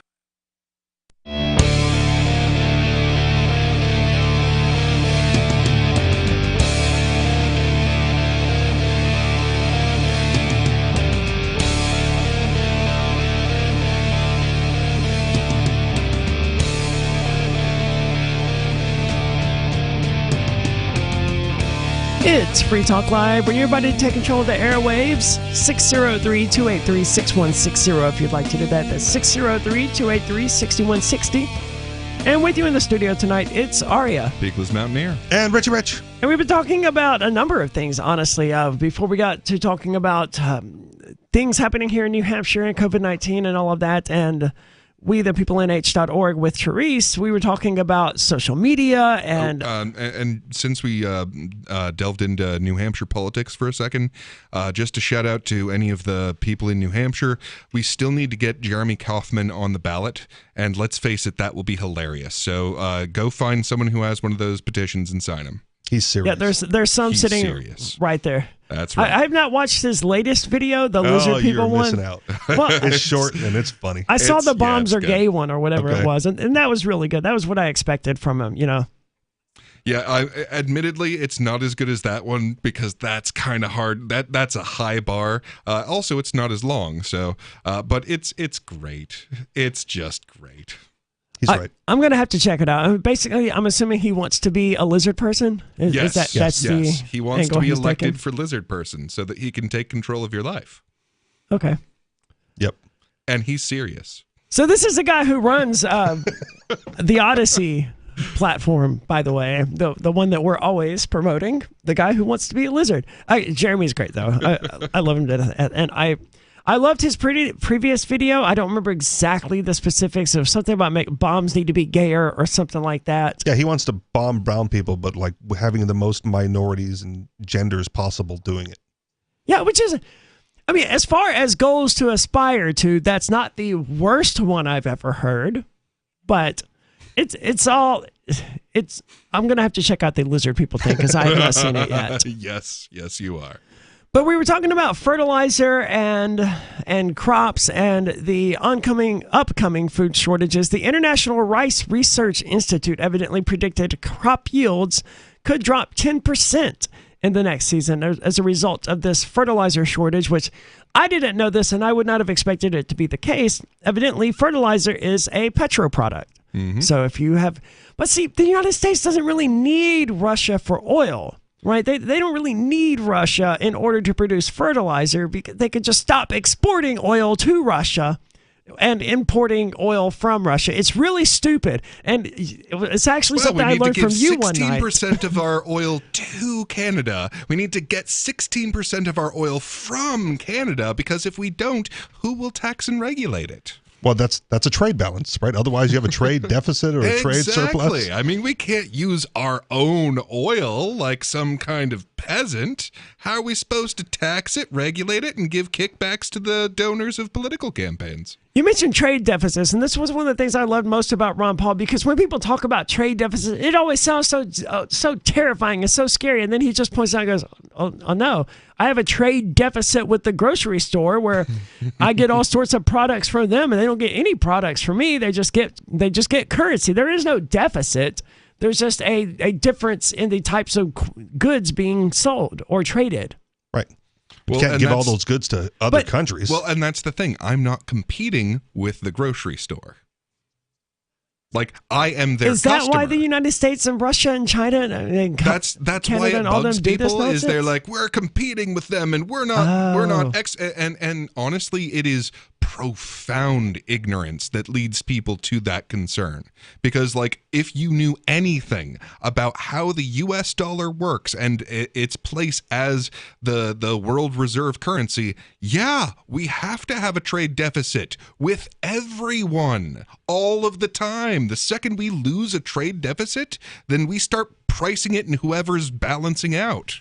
They do have an unhealthy view of competition. Like, I have a libertarian view of competition where I think it's a good thing. Healthy competition is a good thing. But just because I value competition doesn't mean I want to see, the New England Patriots put the Tampa Bay Buccaneers into the ground dead and buried. I want them to compete. I want them to do that in a healthy way. I don't want them to beat each other to death on the football field. But the way these people view competition on the international scale, it very much is that. They're not looking at Russia as a competitor. They're looking at Russia as an enemy. Yeah. Don't you think competition... as an existential threat. Don't you think competition is just an inefficient use of resources? Depends. No, well, we wouldn't know if it was inefficient or not. Two people making the same thing when one of them could do it with less. Well, no, that's the thing. So we have no way of determining which one could do it less if they're not competing, right? though. Yeah. I mean, let's say you and I make widgets, right? Well, if I stop making widgets, you're going to get lazy. You're going to make poorer widgets. You're going to charge more for them. But as long as I'm making widgets too, like, you have a reason to stay sharp. And I mean, sure, it's harder on you. Yes. But it's way easier on everyone who's buying your widgets. Harder on me, and you could just go make something else and be like the monopoly provider of your own thing and reap all those benefits instead of easier said than done. Splitting it half with me. Like you need a government for that. Valuable monopoly is way harder than that. Well, I'm not sure a monopoly would ever rise in a free market, right? Because for every one person who just loves Coke, there's one person out there who loves Pepsi. Oh, yeah. Well, monopolies per se just don't exist for very long in anything resembling a free market, but you do get like a certain portion so like Coke definitely dominates that market. And like, you can get a Diet Coke anywhere in the world, whereas if you ask for not Russia, I want to. It's just not the same because they've removed all the trademarks. So you can still get a Diet Coke. It's just not made by Coca-Cola. See, that's what I would do if I was a Russian entrepreneur or a Russian business owner. They're like, okay, Burger King, we're pulling out of Russia, and I ran a Burger King. I'm like, okay, well, we're Burger Queen now. You could exact just call same it Burger products. King. Yeah. You could still call it Burger King. That's the beautiful part about it. They could, yes, but I think they probably wouldn't in that particular case. And I wouldn't. I would change the name, be like, okay, well, we're not paying you royalties then, or whatever the franchising fees or all of that nonsense is. But what is the American corporation called Burger King going to do about it? Sue them? No, that's the thing, because the trademark is lifted in Russia. They can't. You just call it Burger King, and they can't do anything about it anymore. It was brilliant. Well, it was a terrible idea. I tend to think that actual competition and actual working together or co-opetition, would be a healthier way of approaching this than. Well, but we know that, and that's an important distinction. So, like, an existential threat is not someone who you're competing with. That's not competition. That's like the threat of annihilation. So, like, being at war with someone and being in competition with them are mutually exclusive categories. So if as you were pointing out, if the Dallas Cowboys take the field and the Denver Broncos are shooting them, that's not a game of football. That's not a competition. Excellent point. Yeah. And that is how the average person views Russia and China. Like, Mark Edge hasn't been on the show a lot, but back when he was on the show, he was regularly pounding out this anti-Chinese nonsense. Yes, he was. It was bizarre. He was very much a Team America all the way, Team China bad, right? They come here, they steal our education, they take it back to China, and they get smarter, and we're doing LGBTQ stuff. Well, I will definitely say this. Most of the worst parts of America are the things that make us like China and make us compatible with China. Go on. Well, so China has the one-party system. It's communism. So you have this full-on centralized authoritarian control and the sort of cultural collectivism, rather than what has made the West wealthy in the first place was the idea of individual rights, of personal property, this sort of individualistic frontier spirit kind of thing. And as we lose that, we become a worse and worse country. And the intellectual property to help those inventors and entrepreneurs keep the rights to their products and their labor. Oh no, it's the intellectual property thing, like that is the decision of the government. If the government decides this counts as intellectual property, then it counts as intellectual property. And as true as that is in this system, is the worse it gets here. Regrettably, that does seem to be the case, and it's not. I like giving Mark a hard time about China back in the past. Of course, he's not here to defend himself, but we see the same thing happening with Russia today. People always talked about how Trump colluded with Russia, and I love that wording because it was always the word colluded. Well, one doesn't collude with one's friends. You only collude with the enemy. It's sort of that. It's never said. They never say he's colluding with the enemy. But any other time you hear the word collusion, that's the context of that's the next three words, with the enemy. Bush didn't collude with Tony Blair because they're an ally. Right. Okay. Just like they're not charging me with collusion. They're charging me with conspiracy, because if you're friends, it's conspiracy. He wasn't conspiring with the Russians. He was colluding. Because one colludes with an enemy, one conspires with friends, presumably. Interesting distinction. And that's how people view Russia. They're an existential threat. They're not friends, they're not partners, they're not competitors, they're enemies. And I think that mentality has to change. That worldview has to change if we're going to be free. If you want to know the latest about Free Talk Live before we go on the air, all you need to decide is how you want it delivered. It's your choice. Visit news.freetalklive.com to receive our usually weekly news updates by email. Plus, we have a Twitter account at twitter.freetalklive.com, and you can follow us on the decentralized Mastodon platform at toot.freetalklive.com. So please follow us at toot.freetalklive.com and sign up for our emails at news.freetalklive.com. Do you feel like your nation, state, or community no longer holds your values? Have you dreamt of a place where people agree that liberty is important and are free to pursue their projects so long as they respect the property of others? There are many people just like you that are discovering freeprivatecities.com.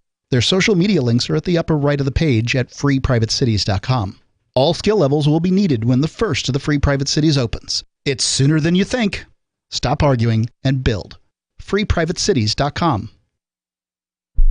The new 4th edition of Healing Our World, The Compassion of Libertarianism, will take your understanding of liberty to a deeper level and has over 1,300 updated references, new cartoons, and a foreword by Dr. Ron Paul. With discounts for multiple book purchases, the 4th edition of Healing Our World is a great gift for the liberals, pragmatists, environmentalists, and Christians in your life who think libertarianism is cold-hearted. Get yours today at healing.freetalklive.com and use promo code FTL for a $5 discount. There are lots of ways to listen to Free Talk Live. Our podcast has been around since podcasts began, and now the FTL feed is loaded with content besides our full show archives. Did you know that we make it easy for you to customize your podcast subscriptions? We have different feeds, one that includes only our full shows, one with just the Daily Digest, and our main feed that includes everything. You decide what you listen to. It's quick and easy to customize your feeds at feeds.freetalklive.com. That's feeds.freetalklive.com.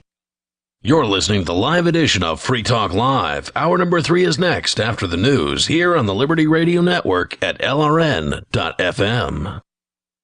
From Feature Story News in Washington, I'm Jagruti Dave. There are fears that around 60 people could have died after a bomb struck a school in the east of Ukraine. A Ukrainian official says roughly 90 people were believed to be sheltering in the building.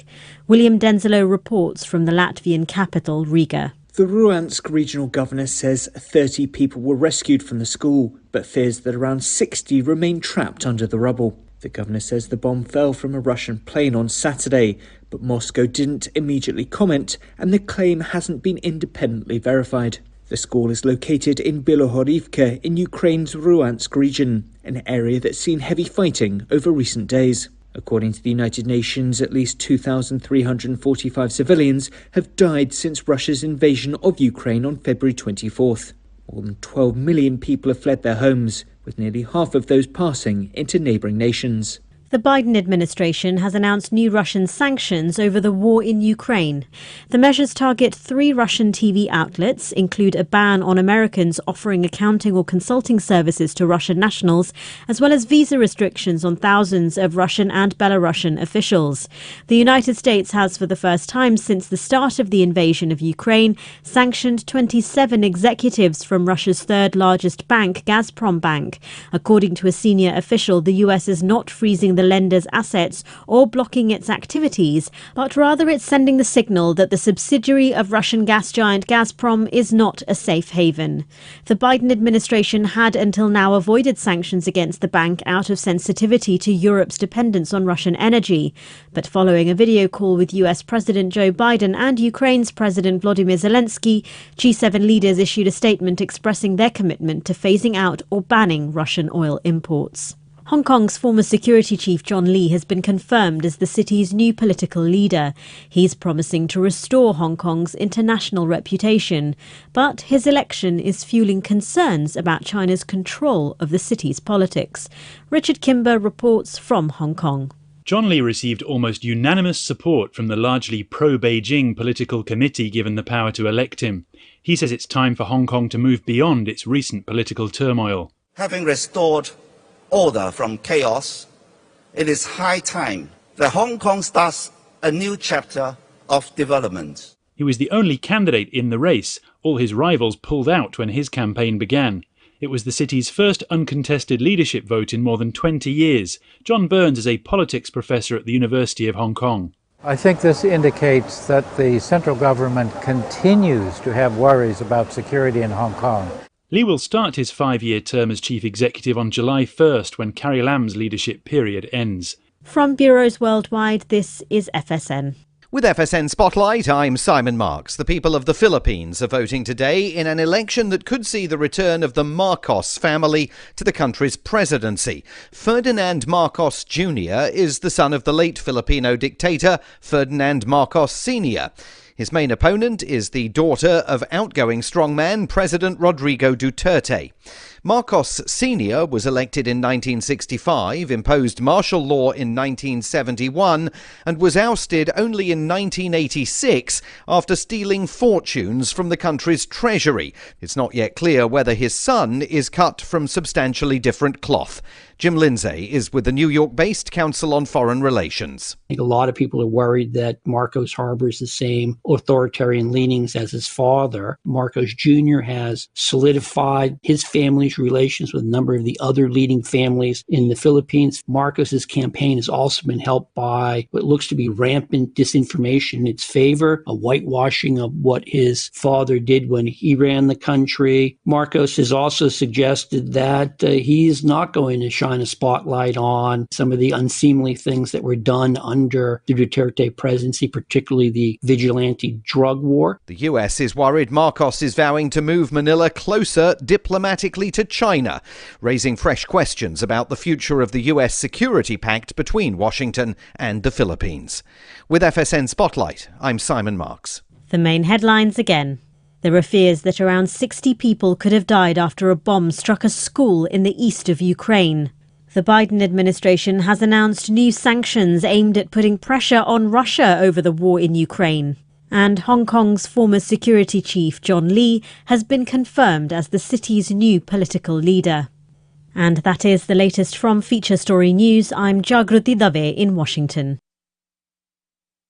Several weeks after the car accident that resulted in the death of his longtime friend Matthew Abrams, local man Keith Bisbee told Onion reporters today that he isn't sure how much longer he should continue using the photo of his deceased friend as his profile picture on Facebook. People can't really expect me to keep this up forever, right? Bisbee told reporters he felt like he had done more than his part to preserve the young man's memory. Bisbee added, however, that he had no idea when to go about changing his profile picture. I'm pretty sure nobody would judge me if I went ahead and changed the photo right now. Matt wouldn't expect me to still have a picture of him up. I mean, I wouldn't expect that of him. You know, I should just do it. Maybe I can go online later tonight when nobody's on. But his girlfriend gets home late from work. I don't really want to seem disrespectful. Maybe I could do it tomorrow morning, or? At this time, Bisbee has reluctantly changed his profile picture to an image of a gay rights equal sign and is, quote, just waiting to see what happens next. This is the Onion News Network.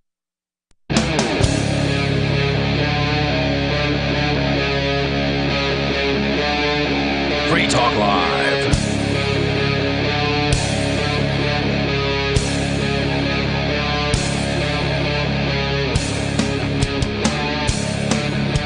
It's Free Talk Live, where you're invited to take control of the airwaves to talk about whatever is important to you. 603-283-6160 if you'd like to do that. Again, that number 603-283-6160. And with you in the studio tonight, it's Arya. Peakless Mountaineer. And Rich. And coming up, we're going to talk about Paxlovid mouth. It's what grapefruit juice mixed with soap would taste like, evidently. That sounds nasty. Paxlovid, I don't know what it's a medication that people are supposed to take for 5 days if they get COVID-19. And I'm not entirely clear. So completely unnecessary. Yes, I'm not entirely clear why a medication is needed. It seems like by the time you were diagnosed and experiencing symptoms, you would be on your way to recovery, at least in the vast majority of cases. But before we get into that, we all rejoiced. I rejoiced, even though I haven't even flown since like January, when the CDC mask mandate on transportation, federal transportation, vanished. And what continues to baffle me and amaze me about this is that, like, when the judge made this ruling, the pilots who heard about this, who were flying at that time, announced it over their intercoms so that the whole plane would go ahead and take their masks off instead of waiting on Delta Airlines or American Airlines, or instead of waiting on some CEO or some attorney to head down, a recommendation or whatever. Did the pilots really do that? Okay. Oh, yeah. No, I've seen footage to thunderous applause, I might add. Okay. And that's the most amazing thing, right? You had all these people who were anxious to take their masks off and who were doing it because they didn't want to get kicked off of planes. Look, I'm with you on that one. The only time I consistently wore a mask at all during the COVID-19 pandemic, other than at work where I had to because it was my job and I had to make money, was on airplanes. Okay. And it was awful. Like, they would, like, the little stewardess would, like, remind you if you were not putting your mask back on between sips. Okay. Not kidding. Ridiculous. I mean, I believe the whole mask coming off of the pilots, like, I saw the videos. I felt like maybe it was staged. So fine if it wasn't. It's hard to believe, isn't it? That the airline pilots would be so excited about this that as it was breaking. Understood. But even that, right? Like, so the mandate has been lifted from the federal government. Like, their employer, the airlines, still may have had policies in effect that precluded that from happening. And that was, yes. As libertarians, I think they were pretty much just willing to bite that particular bullet. Okay. But as libertarians, right, you've got to give some credence to the private owner of the private plane and whoever takes ownership of that. And, like, follow the rules. Do not. If any of these were private airlines and using private airports, sure. Okay. Well, yeah. I mean, for one, private, yeah, because that's a real industry that people can enter into, which is why there are so many different airlines and so few restrictions on them. I mean, it's a high cost barrier to entry, but I don't, It is a profoundly high cost barrier to you entry. Cannot. You can go buy a plane and start charging people. You can buy a plane. The average American, can't afford a plane, but even if you could, you're going to end up with like a 4-seater or a 6-seater or a Cessna or something like that. That's how you get started, man. It sounds great, right? Start banking those payments. Charter flights are illegal. Okay. Yeah. By selling someone a flight, you're automatically breaking the law. Okay. Yeah, so I mean, any circumstance where, the chilling effect, right? I mean, if a bunch of companies are getting sued over, letting someone say a certain thing, and then a company says, don't say this thing, like, that's not actually their choice. Like, they are in the circumstance of, there's a probability that I will be locked in a little room if I let you do this. Okay. So they don't actually get to make the decision of, hey, do we want to let people wear, human faces? I mean, I hear you. I'm not a pro-masker, but businesses set the policy.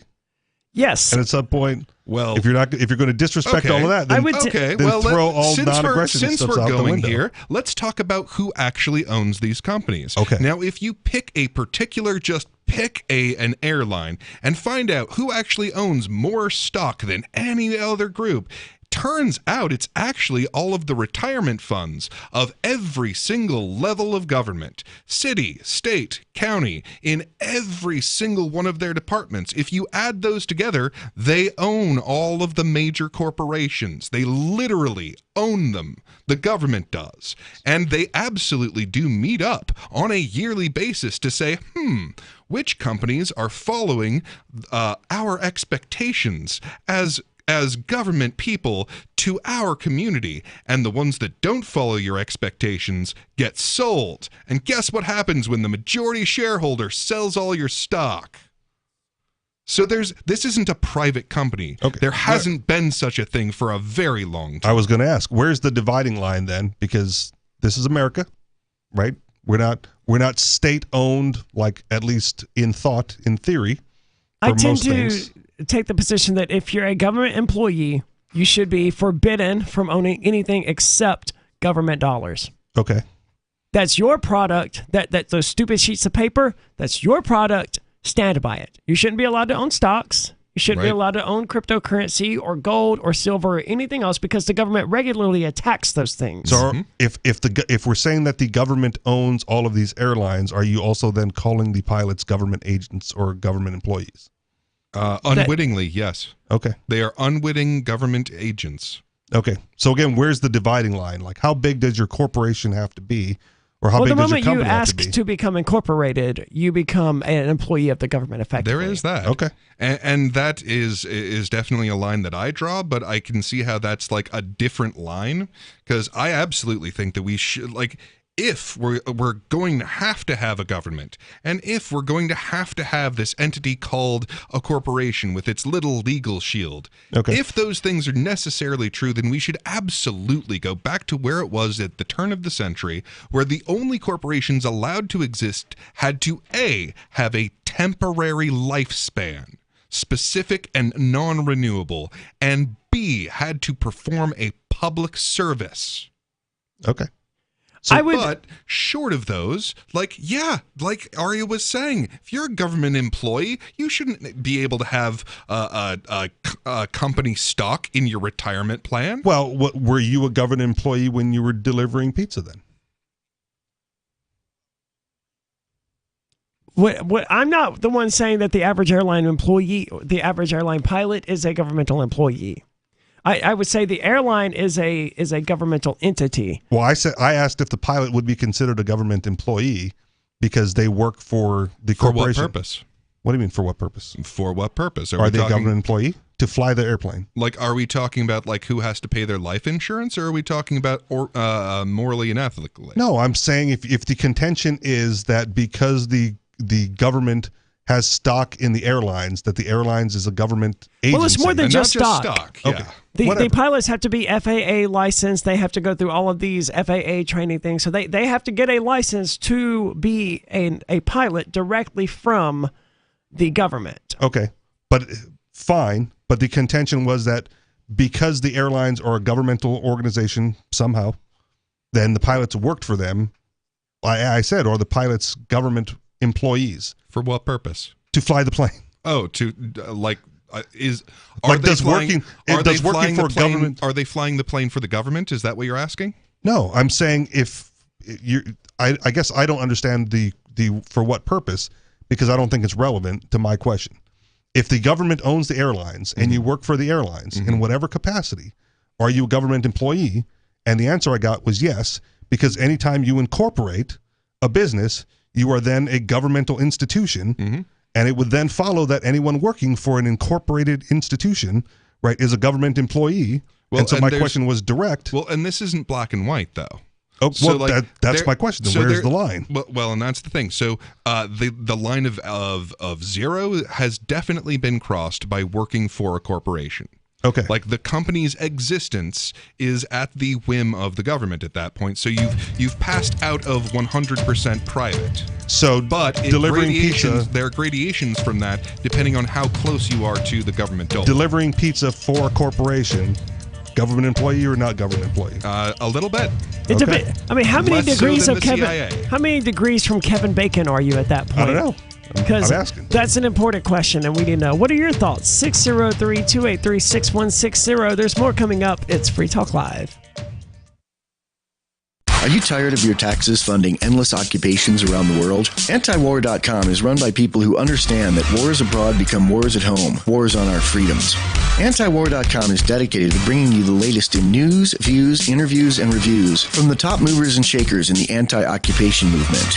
Antiwar.com has it all, from thorough foreign policy analysis to interviews with whistleblowers who used to run the military-industrial complex. Anti-war, pro-free market. That's antiwar.com. When Monster Hunter International discovers one of Isaac Newton's wardstones being auctioned off, they decide to steal it and use it to destroy the Chaos God once and for all. But a mysterious thief upends their plan, and it soon becomes a race against time as something much older and infinitely more evil awakens in the jungles of South America. Monster Hunter Bloodlines by New York Times bestselling author Larry Correia and Baen Books. Visit monsterhunternation.com for more. Is oral health important to you? If you don't like your own teeth, fresh breath, or kissing people, then by all means stop listening. Several years ago, I met Jessica Armand, founder and CEO of My Magic Mud, and I became passionate about the product that she created and never want to live without it. It's clinically proven to whiten teeth, but I find it does much more. They want you to love My Magic Mud as much as I do, so they're giving you a money-back guarantee plus 20% off. Go to mymagicmud.com and use coupon code FTL20 at checkout. mymagicmud.com, FTL20. Are you tired of governments murdering people around the world? Stop using their money. There is an alternative. Bitcoin is a stateless, free market, non-political currency. Bitcoin cannot be inflated or controlled by any government. By using their money, you are helping the state. Stop doing it. You have an incredible alternative available now. Learn it, use it, spread it. Get started with Bitcoin at bitcoin.com. That's bitcoin.com. Why did you move to the Shire? I moved here to the Shire because there's other people around who take liberty just as seriously as I do. I moved to the Shire because I saw videos of people challenging authority and thought that I could get support myself. It called to me, like, do this, right now. I wanted to be around people like me who got it, and once I got here, I knew there was nowhere else that I wanted to be. I've always wanted to change the world, so I moved to the Shire to join people who were actually working towards doing the same thing. The people here are awesome, loving, and positive. It was for the adventure and for the feeling of something important is happening here, and I just wanted to come to sort of be part of that. Visit ShireSociety.com to read and sign the Shire Society Declaration and learn the reasons why, if you love liberty, you should immigrate to the Shire. Plus, connect with others via the forum at ShireSociety.com. That's ShireSociety.com. What if you want to hear the latest episode of Free Talk Live, but all you have is your phone, you forgot to download our archive, and you have no data connection? You can call our Listen line at 641-793-0191. That's a long-distance number, so you may incur charges. If not, listen as long as you want. 641-793-0191. The Free Talk Live Listen line, 641-793-0191. There are basically two types of advertising, direct response and branding. Radio's great for direct response with its low cost to listener ratio, but audio can't be beat for branding, which is a longer term endeavor. You want to be the first thing that someone thinks of when they think about your product or service. If you have a local business that you want kept top of mind in your community, call the station. If you need national reach, Free Talk Live's got around 200 radio stations, millions of monthly listening sessions, can suit all budgets, and if we don't think we're right for you, we'll tell you. Email me, mark@freetalklive.com. Got Telegram? You can follow our channel there and discuss show prep with other listeners at telegram.freetalklive.com.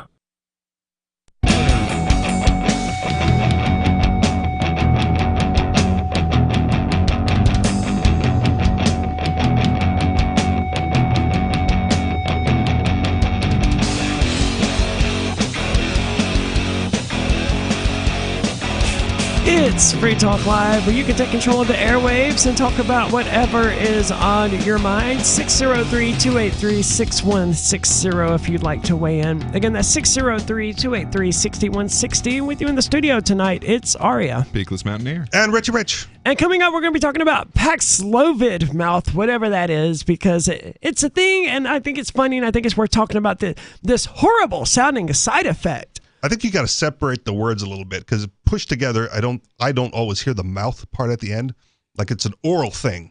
Yes. Yeah. Okay. Yes. Paxlovid mouth. Like Portsmouth. Paxlovid mouth. Paxlovid mouth. Oh, I see. Yeah.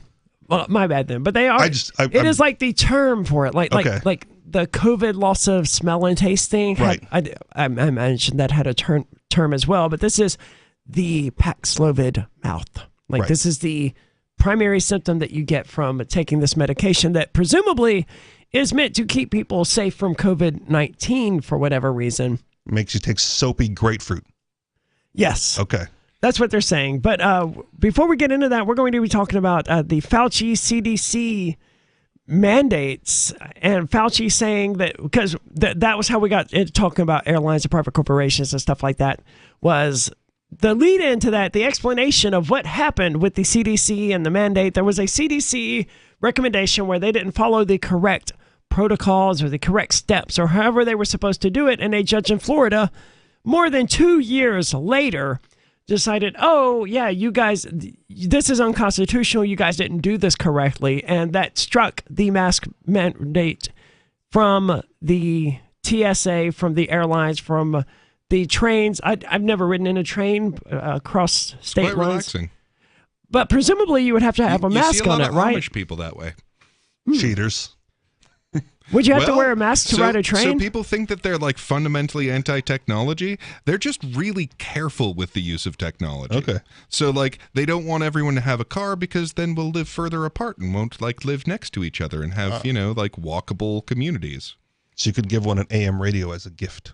Well, possibly. I mean, they kind of have to get approval for it. Okay. So like they'll have a car for the community in case they need it to, go into town, pay taxes, and come home.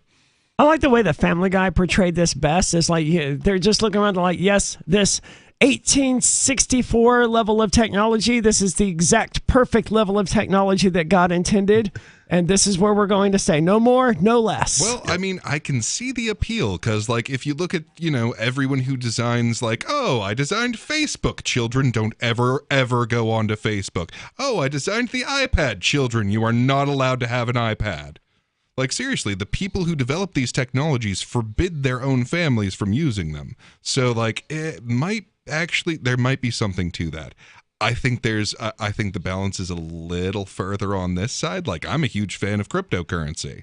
I think that is a fundamentally positive and good technology. Even though, yeah, sure, someone somewhere is using it to buy drugs that they really shouldn't be buying. And the Amish are still trading in chickens. It's a lot easier to buy drugs with cash than it is to buy drugs with crypto. That's the most amazing part about it. Like, the dollar is still better for all the nefarious things they blame crypto for. Oh, without a doubt. You can't snort your cocaine with a Bitcoin. Anyway, let's go to the phones. We have David calling from New Mexico. David, you're on Free Talk Live. Here comes the judge. Here comes the judge. Here comes the Paxlovid mouth. Here comes a what? Whatever the COVID mouth was. Oh, Paxlovid mouth. That's it. I thought you were being racist for a minute. That's fine. That's fine. I saved that for off the air. Okay, that's good. That's good. So last night I was talking about the boxing match, or the almost boxing match in the Black Barbershop where I go get my white haircut. And Judge Tommy Jewell, you remember that name, Tommy Jewell? Jewell? We don't remember any of these names. I do. We remember a couple. I do. He was talking about this. He was talking about this last night. John J. Romero. Tommy Jewell. Husband of Andrew apparently Jewell. He had a like 300-pound, 6-foot-something ninth Dan black belt of karate right up in his grill. Angry black man. Yeah, I made him angry. Okay, why? And what did you do to make him angry? He was just. I asked him a question. Oh. I asked him a question. Dare I ask what the question was? Please don't. Well, Actually, I said, hey, you're married to Angela Jewell, the judge that wrongfully separated me from my children. Oh, without, I see why this. Yeah. Yeah. Understood. And I asked him that, I asked him that question, about his wife breaking the law. Remember now, I proved that the other judge, Zamora, broke the law. I proved that with unanimous decision at the New Mexico Court of Appeals. But Judge Angela Jewell, the wife of Judge Tommy Jewell, she also broke the law. And I asked him about that, and instantly he went from happy black man to angry black man. Well, and you called his wife a criminal. I doubt it had anything to do with his race. Also fair. Yeah. Well, thank you for pointing that out. I appreciate it. Makes a phone Again, call I'm a lot only more racist fun off for the me. air. Right. Yeah. Well, I'll be racist on the air. Thank you, David. So someone has to. I noticed. Yeah. Does someone? So, I mean, David, really? Hey, wait a minute. David, Wait a I minute, feel wait a like minute. no, you wait a minute, David, because I feel like you were really on the cusp of learning an important lesson here, which is that if you go up to someone who's 300 pounds and 6'9" or whatever you said, and you start asking them about their wife, who you're accusing of being a criminal, you may have crossed some social boundaries that you should not have crossed. So we're not supposed to be asking about the truth and the facts. No truth, no facts. I'm saying that's unusual. And if I was a barber or whatever, stab him with the scissors. Oh, he's a judge. He's a judge, man. He's a judge. Tommy Jewell. I can't take any more of that tonight. Did he really say truth? Like with an F? He did. Okay. I was trying. That was absolutely an F. I was trying to overlook that and just gloss over it and move on. David, I would say thank you for the call tonight, but no, please, no, I don't thank you for the call tonight. But this is Free Talk Live. You can call in tomorrow night if he wants to. He absolutely can. Right? All right. And we would absolutely take his call and put him on the air. I would, because he knows that I'm on tomorrow. He tends not to call on nights where he knows that I'm on. Like Monday and Tuesday, if you want to listen to the show and you don't want to hear David, Monday, Tuesday, and Wednesday, those are the best nights to listen in. So we just need Aria on 7 nights a week. No, don't tell David that. He'd get very upset. But, I mean, a lot of terrible things have happened to David. There's no doubt about that. The story that he has is a tragic one, and I don't blame him one bit for having, dedicated his life to pursuing this particular thing where the state has screwed him over. However, approaching some random person at a barber shop and say, hey, how's your criminal wife doing, black man? Which it seems to be about what David did. No, David, no to all of that. That's not how you interact with human beings. Send him an email. Tweet about him. Or tweet at his wife, right? The actual judge that you're accusing of criminal behavior, but don't just approach this random person. Drop into her DMs. This is another issue. How does he even know what the judge's husband looks like? He's done a lot of research. He does with his life. He does seem to obsess over. I wouldn't know what any of the spouses of any of the judges that I've ever dealt with look like. That's the problem. You need to confront them in the barbershop. 603-283-6160. There's more coming up. It's Free Talk Live. Carl Watner, longtime proponent of a voluntary society, died last December. You may have seen his articles published on his website, voluntarist.com, in his newsletter, The Voluntarist, the Mises Institute, or elsewhere over the last 40 years. His newest book, I Must Speak Out, Volume 2, The Best of the Voluntarist, is now available via Liberty Under Attack Publications. This 430-page second volume spans the years of 2000 through 2020 and includes articles by Carl Watner, Hans Hermann Hoppe, Carl Hess, Benjamin Tucker, George H. Smith, Lysander Spooner, Pete Eyre, Joyce Brand, and many others. I Must Speak Out is for the newly initiated, the veteran voluntarist, or anywhere in between. Buy the book now at libertyunderattack.com/voluntarist. For more great content on building a voluntary society and for Carl's extensive archives, check out voluntarist.com. From Feature Story News in Washington, I'm Jagruti Dave. There are fears that around 60 people could have died after a bomb struck a school in the east of Ukraine. A Ukrainian official says roughly 90 people were believed to be sheltering in the building. William Denzelo reports from the Latvian capital, Riga. The Luhansk regional governor says 30 people were rescued from the school, but fears that around 60 remain trapped under the rubble. The governor says the bomb fell from a Russian plane on Saturday, but Moscow didn't immediately comment, and the claim hasn't been independently verified. The school is located in Bilohorivka in Ukraine's Luhansk region, an area that's seen heavy fighting over recent days. According to the United Nations, at least 2,345 civilians have died since Russia's invasion of Ukraine on February 24th. More than 12 million people have fled their homes, with nearly half of those passing into neighbouring nations. The Biden administration has announced new Russian sanctions over the war in Ukraine. The measures target 3 Russian TV outlets, include a ban on Americans offering accounting or consulting services to Russian nationals, as well as visa restrictions on thousands of Russian and Belarusian officials. The United States has, for the first time since the start of the invasion of Ukraine, sanctioned 27 executives from Russia's third largest bank, Gazprom Bank. According to a senior official, the U.S. is not freezing the lender's assets or blocking its activities, but rather it's sending the signal that the subsidiary of Russian gas giant Gazprom is not a safe haven. The Biden administration had until now avoided sanctions against the bank out of sensitivity to Europe's dependence on Russian energy. But following a video call with US President Joe Biden and Ukraine's President Volodymyr Zelensky, G7 leaders issued a statement expressing their commitment to phasing out or banning Russian oil imports. Hong Kong's former security chief John Lee has been confirmed as the city's new political leader. He's promising to restore Hong Kong's international reputation, but his election is fueling concerns about China's control of the city's politics. Richard Kimber reports from Hong Kong. John Lee received almost unanimous support from the largely pro-Beijing political committee given the power to elect him.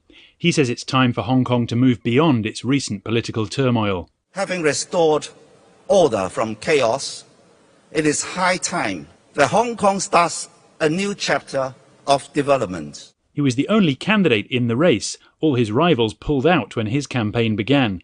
It was the city's first uncontested leadership vote in more than 20 years. John Burns is a politics professor at the University of Hong Kong. I think this indicates that the central government continues to have worries about security in Hong Kong. Lee will start his 5-year term as chief executive on July 1st when Carrie Lam's leadership period ends. From bureaus worldwide, this is FSN.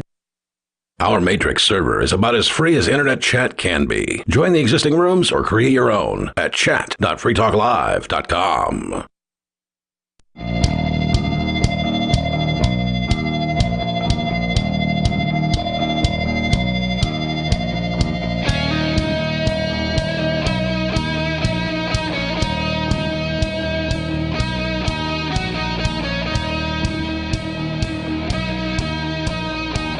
It's Free Talk Live, where you can take control of the airwaves and talk about whatever is important to you. 603-283-6160 if you want to do that. That's 603-283-6160. With you in the studio tonight, it's Aria. Peakless Mountaineer. And Richie Rich.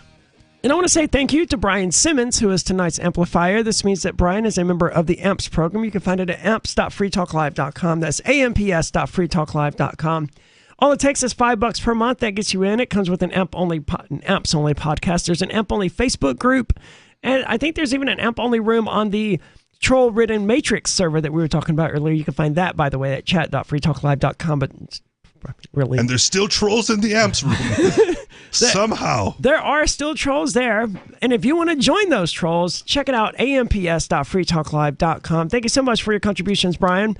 It's the best way to advertise, market, promote, and support Free Talk Live. So if you value the show and the ideas of liberty, being on national radio, reaching more audience, growing the podcast, all that great stuff, check it out. That's amps.freetalklive.com. We have Jermaine, who is calling. I actually didn't get your location. Jermaine, you're on Free Talk Live. Hey, this is Jermaine. I live in Oklahoma City, and I just want to. I really enjoy your radio show, but I have some issues with some things y'all been talking about lately. Is that okay? Yeah, go ahead. Well, you want to know what the truth is? I'll give you the truth. The truth is that Joe Biden is the greatest president we've ever had, and he is Jermaine or Jerome? Jermaine. Jermaine. Oh, okay. I'm sorry. Is that Sorry, okay? go on. Jermaine. I'm Jermaine the King. That's what they call me. So why would you say that Biden is the best president that we've at least had in our lifetimes? I don't remember exactly how you phrased it, but let's go with that. Well, he's been cutting the deficit. Excuse me. He cut the deficit. He's sticking up for women. He's trying to make it better for women to get their health priorities. Something to women.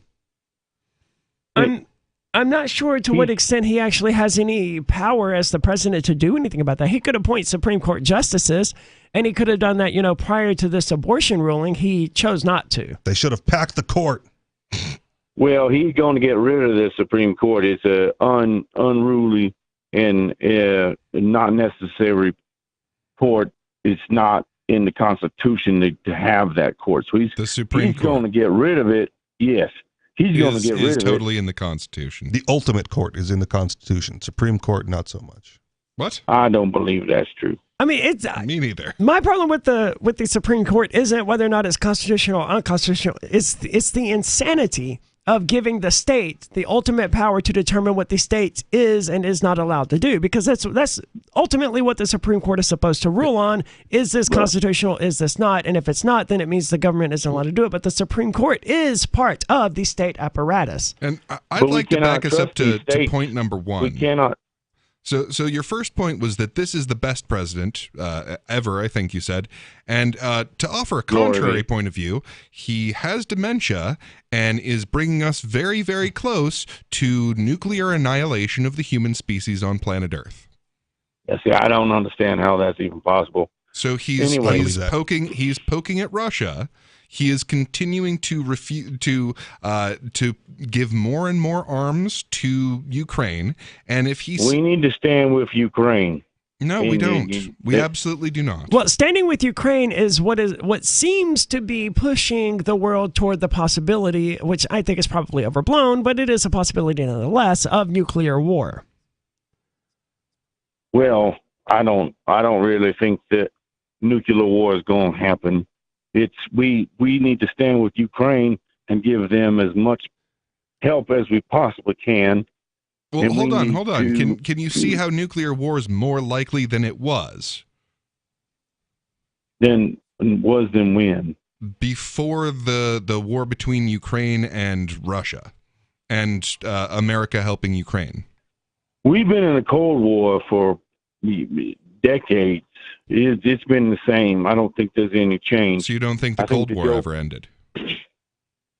No, definitely not. I think it only escalated, and I think that Joe Biden has taken it down a notch, and I think he's here to help the whole world. Taking it down or escalated? I think he's taking it down. Jermaine, thank you so much for the call tonight. I wish I could agree. I wish I shared that optimism about Joe Biden. To me, I tend to agree with Rich Hempiclus Mountaineer on this. He seems like a senile old man who probably has dementia and who, while probably not personally responsible for anything that he's done while president, if he, as the president of the United States, wanted to actually make the world a more peaceful place, that would fall within his powers as president. What I want to see from the Joe Biden presidency, as far as like the regular Americans are concerned, is the recognition that as it stands right now, he is the most evidently puppeted presidential person in history. Did you see the video of the Easter Bunny? Where the Easter Bunny like ushered him off stage? Yes. Yeah. That's not something that a president should ever have to, that you were should escorted ever see. off stage by the Easter Bunny. Yes. Yeah. I get it. But his whole persona, right, is just the puppet. And you can see the strings being pulled by whatever conspiracy theory you believe in. But it's clear with the dementia and the cognitive disability that he is just going through the motions of whatever he's being told to do. And I want the average American to recognize from time to time. I'm not supposed to talk about this, right? But it like, slips. You are the leader of the free world. You're not supposed to be told what to and to not talk about. But no, it slips out. He's got the notes. They got the zoomed in shots of the notes where the reporter is going to ask this question. These are the words you say back to the reporter, and then you move on to the next question. Okay. Got it, Joe? I got my notes right here.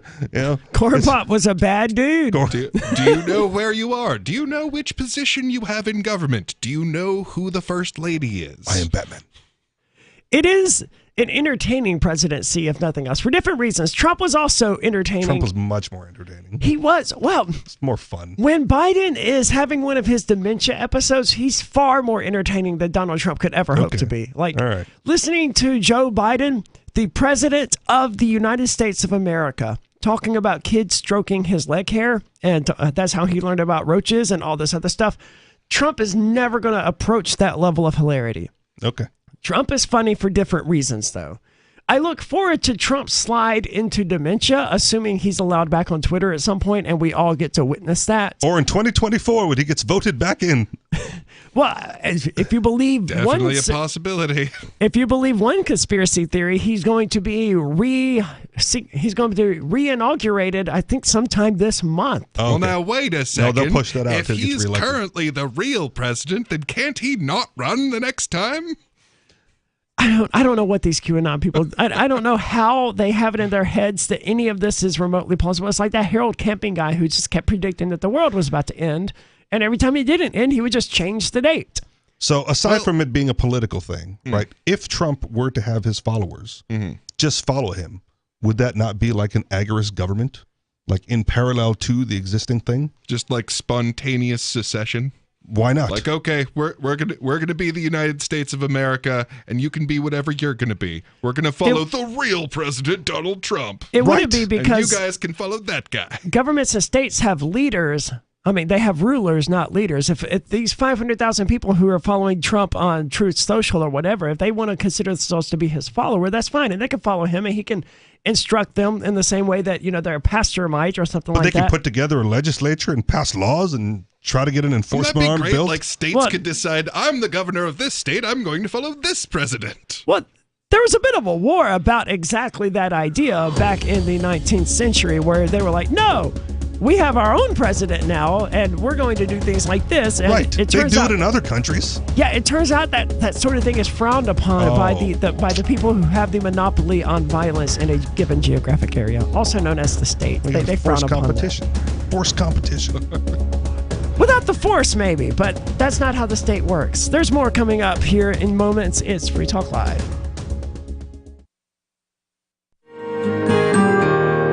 So the protection of life, liberty, and property is what the Free State Project is all about. But it's an effort to move 20,000 people who understand. It's about demonstrating to the entire country that, yeah, we can have a free market, a truly free market. Making it just a freer, great place to live. It's the world's largest voluntarist libertarian community, and it's only getting bigger. That's amazing, to be able to move to a place where other people passionately believe in being free and independent. What the Free State Project is managing to do, though, is to put their money where their mouth is. It's physically getting up across the country and saying, let's go someplace and let's demonstrate the power of these ideas. There's a lot of kind of philosophy that surrounds liberty. There's a lot of thinking about it and talking about it. But here in New Hampshire, people are doing it. 101 Reasons Liberty Lives in New Hampshire, a documentary by Free State Project Early Movers. Watch it free at 101reasonsfilm.com. 101reasonsfilm.com. Looking for a great real estate investment? Consider New Hampshire, which is ground zero for the Liberty Movement. Your first call should be to Mark Worden from Porcupine Real Estate. He's more than just a real estate agent. He's your New Hampshire concierge. Where are the best places to live? Do you want farm, city, the burbs, or forest? Do you want a duplex or multifamily building so that renters pay your mortgage? There are homes in all price ranges in New Hampshire, and Mark can help with financing too. Invest in liberty and property. Mark Worden can help. PorcupineRealEstate.com. Tired of cancel culture? Sick of mega tech corporations holding an axe over your head? Join the LRN.FM Matrix chat server. It's self-hosted, so no one else can tell us what to do or say. Don't like the existing channels? You can make your own. You can even connect into some of our channels from other Matrix servers. It's federated. For the full LRN.FM Matrix experience, though, you should join our server via the step-by-step instructions at chat.lrn.fm. Chat.lrn.fm. Are you a sneezer? If you're not, Can you get close to one? I don't literally mean someone sneezing. Sneezer, as defined by marketing guru Seth Godin, is an opinion leader. When a sneezer mentions something, other people catch what Godin calls the idea virus. Seth Godin says some people are more likely to tell their friends about a great new idea. So identifying and courting sneezers is a key success factor for idea merchants. His book, Unleashing the Idea Virus, is the most downloaded ebook in history, and you can download the whole book free. That's how he's making his idea contagious. Click tips, tricks, and other stuff to help you cut through the clutter at www.survivalspeech.com. I'm Holland Cook. If you want to know the latest about Free Talk Live before we go on the air, all you need to decide is how you want it delivered. It's your choice. Visit news.freetalklive.com to receive our usually weekly news updates by email. Plus, we have a Twitter account at twitter.freetalklive.com, and you can follow us on the decentralized Mastodon platform at toot.freetalklive.com. So please follow us at toot.freetalklive.com and sign up for our emails at news.freetalklive.com. So you've signed the Shire Society Declaration and are planning your move to New Hampshire to be around more liberty-oriented people. Next, sign up for the Shire Society Forum at forum.shiresociety.com. There are a bunch of people there who are already in the Shire, and they want to meet you. If you're already in the Shire physically, you should also come by the forums. Remember, not everyone uses Facebook. New people are signing up for the Shire Society Forum every month, so drop in and say hello at forum.shiresociety.com. You can stick it to the man and big tech. Join our FTL social mastodon at social.freetalklive.com.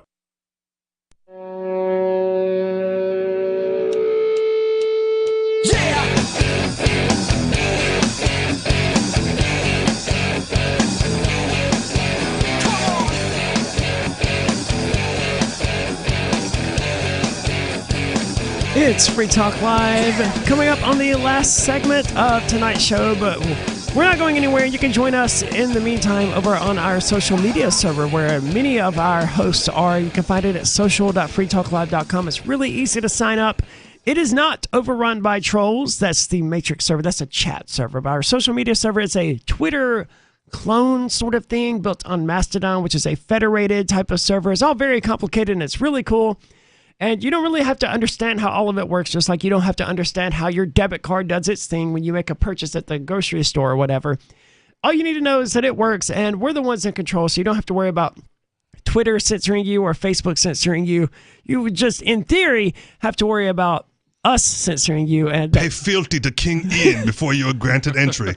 And thus far, we've received, I think, 3 entire reports, because this is a recent change to Mastodon, it would seem, where if someone is reported at mastodon.social, which is the whole Mastodon thing, evidently, then the admins of the server that person is on get messaged about it. And like, hey, do you want to block this person? Like, we have one person in particular who we gotten like 3 reports on. And when you look, they're not even saying anything bad, right? But even if they were, I'd be like, I don't care. Screw them. I mean, they can say whatever they want. They're coming from our server. You know, disfederate us if you want. That's the way this works. But we're not going to start banning users or anything like that. But it's a cool system, and I like how it allows that sort of policy to be there in place where, you know, they can report these people all they want. And this is not people on our server doing the reporting, to be clear. It's people on other servers. Yeah, just block them from your server.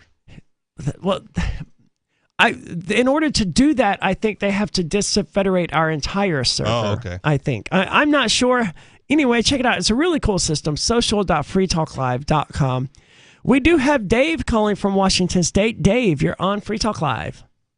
Hey, I'm pretty sure that's how I kept getting banned from Twitter, is that kind of algorithm where as long as a certain number of people report you, boom, you go into the naughty boy list or something. But my issue was I was just on this Supreme Court and abortion pro-life type thing, and I was just going to say I hope that this person that leaked this, my personal opinion is I think they should be disbarred. I really think it should be like a federal time in prison type thing. And the only reason I say that is because every time we see people behaving, you know, more and more crazy in society, if you never actually put any kind of punishment down, you're just going to get more crazy, whether it's people breaking into stores in California and just stealing stuff and running out of the store, or you get these riots and people burning things and just all this crazy activity, or pulling statues down because they don't like the statue.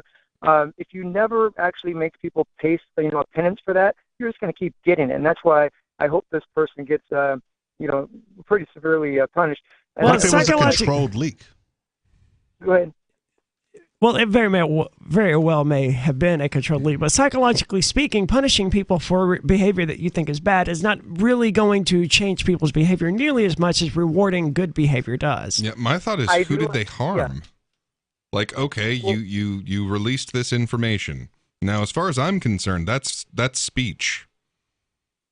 I like the idea of rewarding good behavior. The problem is, if you don't punish bad behavior, it also encourages more of it. Just like if this person just, let's say, gets disbarred. No, that's not true at all. Humans are animals, and I look to my dog as the classic example of this. I don't ever punish my dog for doing anything that I think is bad. I just don't reward it. When she does something good, I reward her.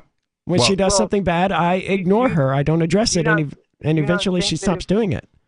You don't think that if the person that did this actually, let's say, had to serve, just for example, 2 years of federal prison time, no early release. For what? 2 years of federal prison? Yes. For yes. what? Who's been harmed by their actions? Well, hang on. As opposed to if you don't do something like that, and then the person goes on to work at MSNBC or making $600,000 a year or something like that, then it's like, hey, I could be the next person to go there, and I just have to do something like this. Cool, I hope they leak from MSNBC too.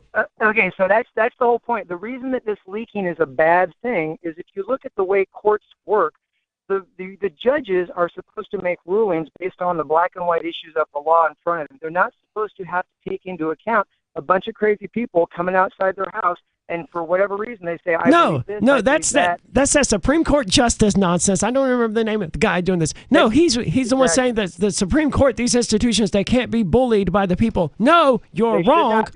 No. The whole point of democracy is that we, the people, can bully the government into doing what we demand they do. That's the entire point of the governmental system that you praise. Yeah, no, you can bully your people you elect into office and get them out of office. And they appoint the Supreme Court justices. Okay, so all of this would have just happened later.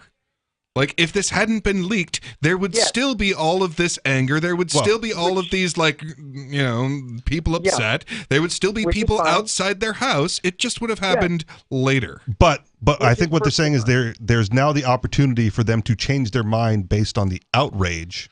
The vote has already happened. Actually. Okay. The vote's already happened. I mean, it is political suicide to like. Dave, I need you to hang on for a second. It is political suicide to be like, oh well, now that I know you're upset, I'm going to change my vote. Like, I'm not sure that's even possible. Okay. The vote has already happened, though. This is the majority opinion that they've already voted. They've already decided. This person's going to write down what the majority thinks about this, and the majority is going to sign off on it. And someone's going to write a dissenting opinion. So all of that has already taken place. It just got leaked before the Supreme Court was ready for it to be leaked. Are you still with us there, Dave? Yeah, no, the vote's not finished yet. They do this June is when the vote comes out, and actually it is possible that they change their opinion based on another judge. One of the other justices might make a very good argument, and that can influence another judge along the way. Just because you start writing a dissent or a majority opinion doesn't mean the opinion stays that way. Well, let me run another scenario past you. So they release this closer to the election, and it has this huge effect on who ends up being elected to the Senate and Congress. That's why it's a controlled leak. Right. Because all of a sudden, this is the debate. Yeah. Well, and I'd rather we have the debate about this now than have it, when the people with terribly short memories are about to vote. Dave, what would be the issue, even if you're correct and they are going to have another vote? What do you care if they change their opinions and they go, okay, you know what, we're going to anger too many people with this? Because I don't think a justice, if I was a judge, I'm not considering at all what a person out on the street is yelling about. I'm strictly looking at the law, the way the law is written. If you don't like the way laws are written and you're upset about that as a person on the street, get your legislators to change the law. Have you ever tried that, Dave? Have you ever tried getting a member of the legislature to even respond to you?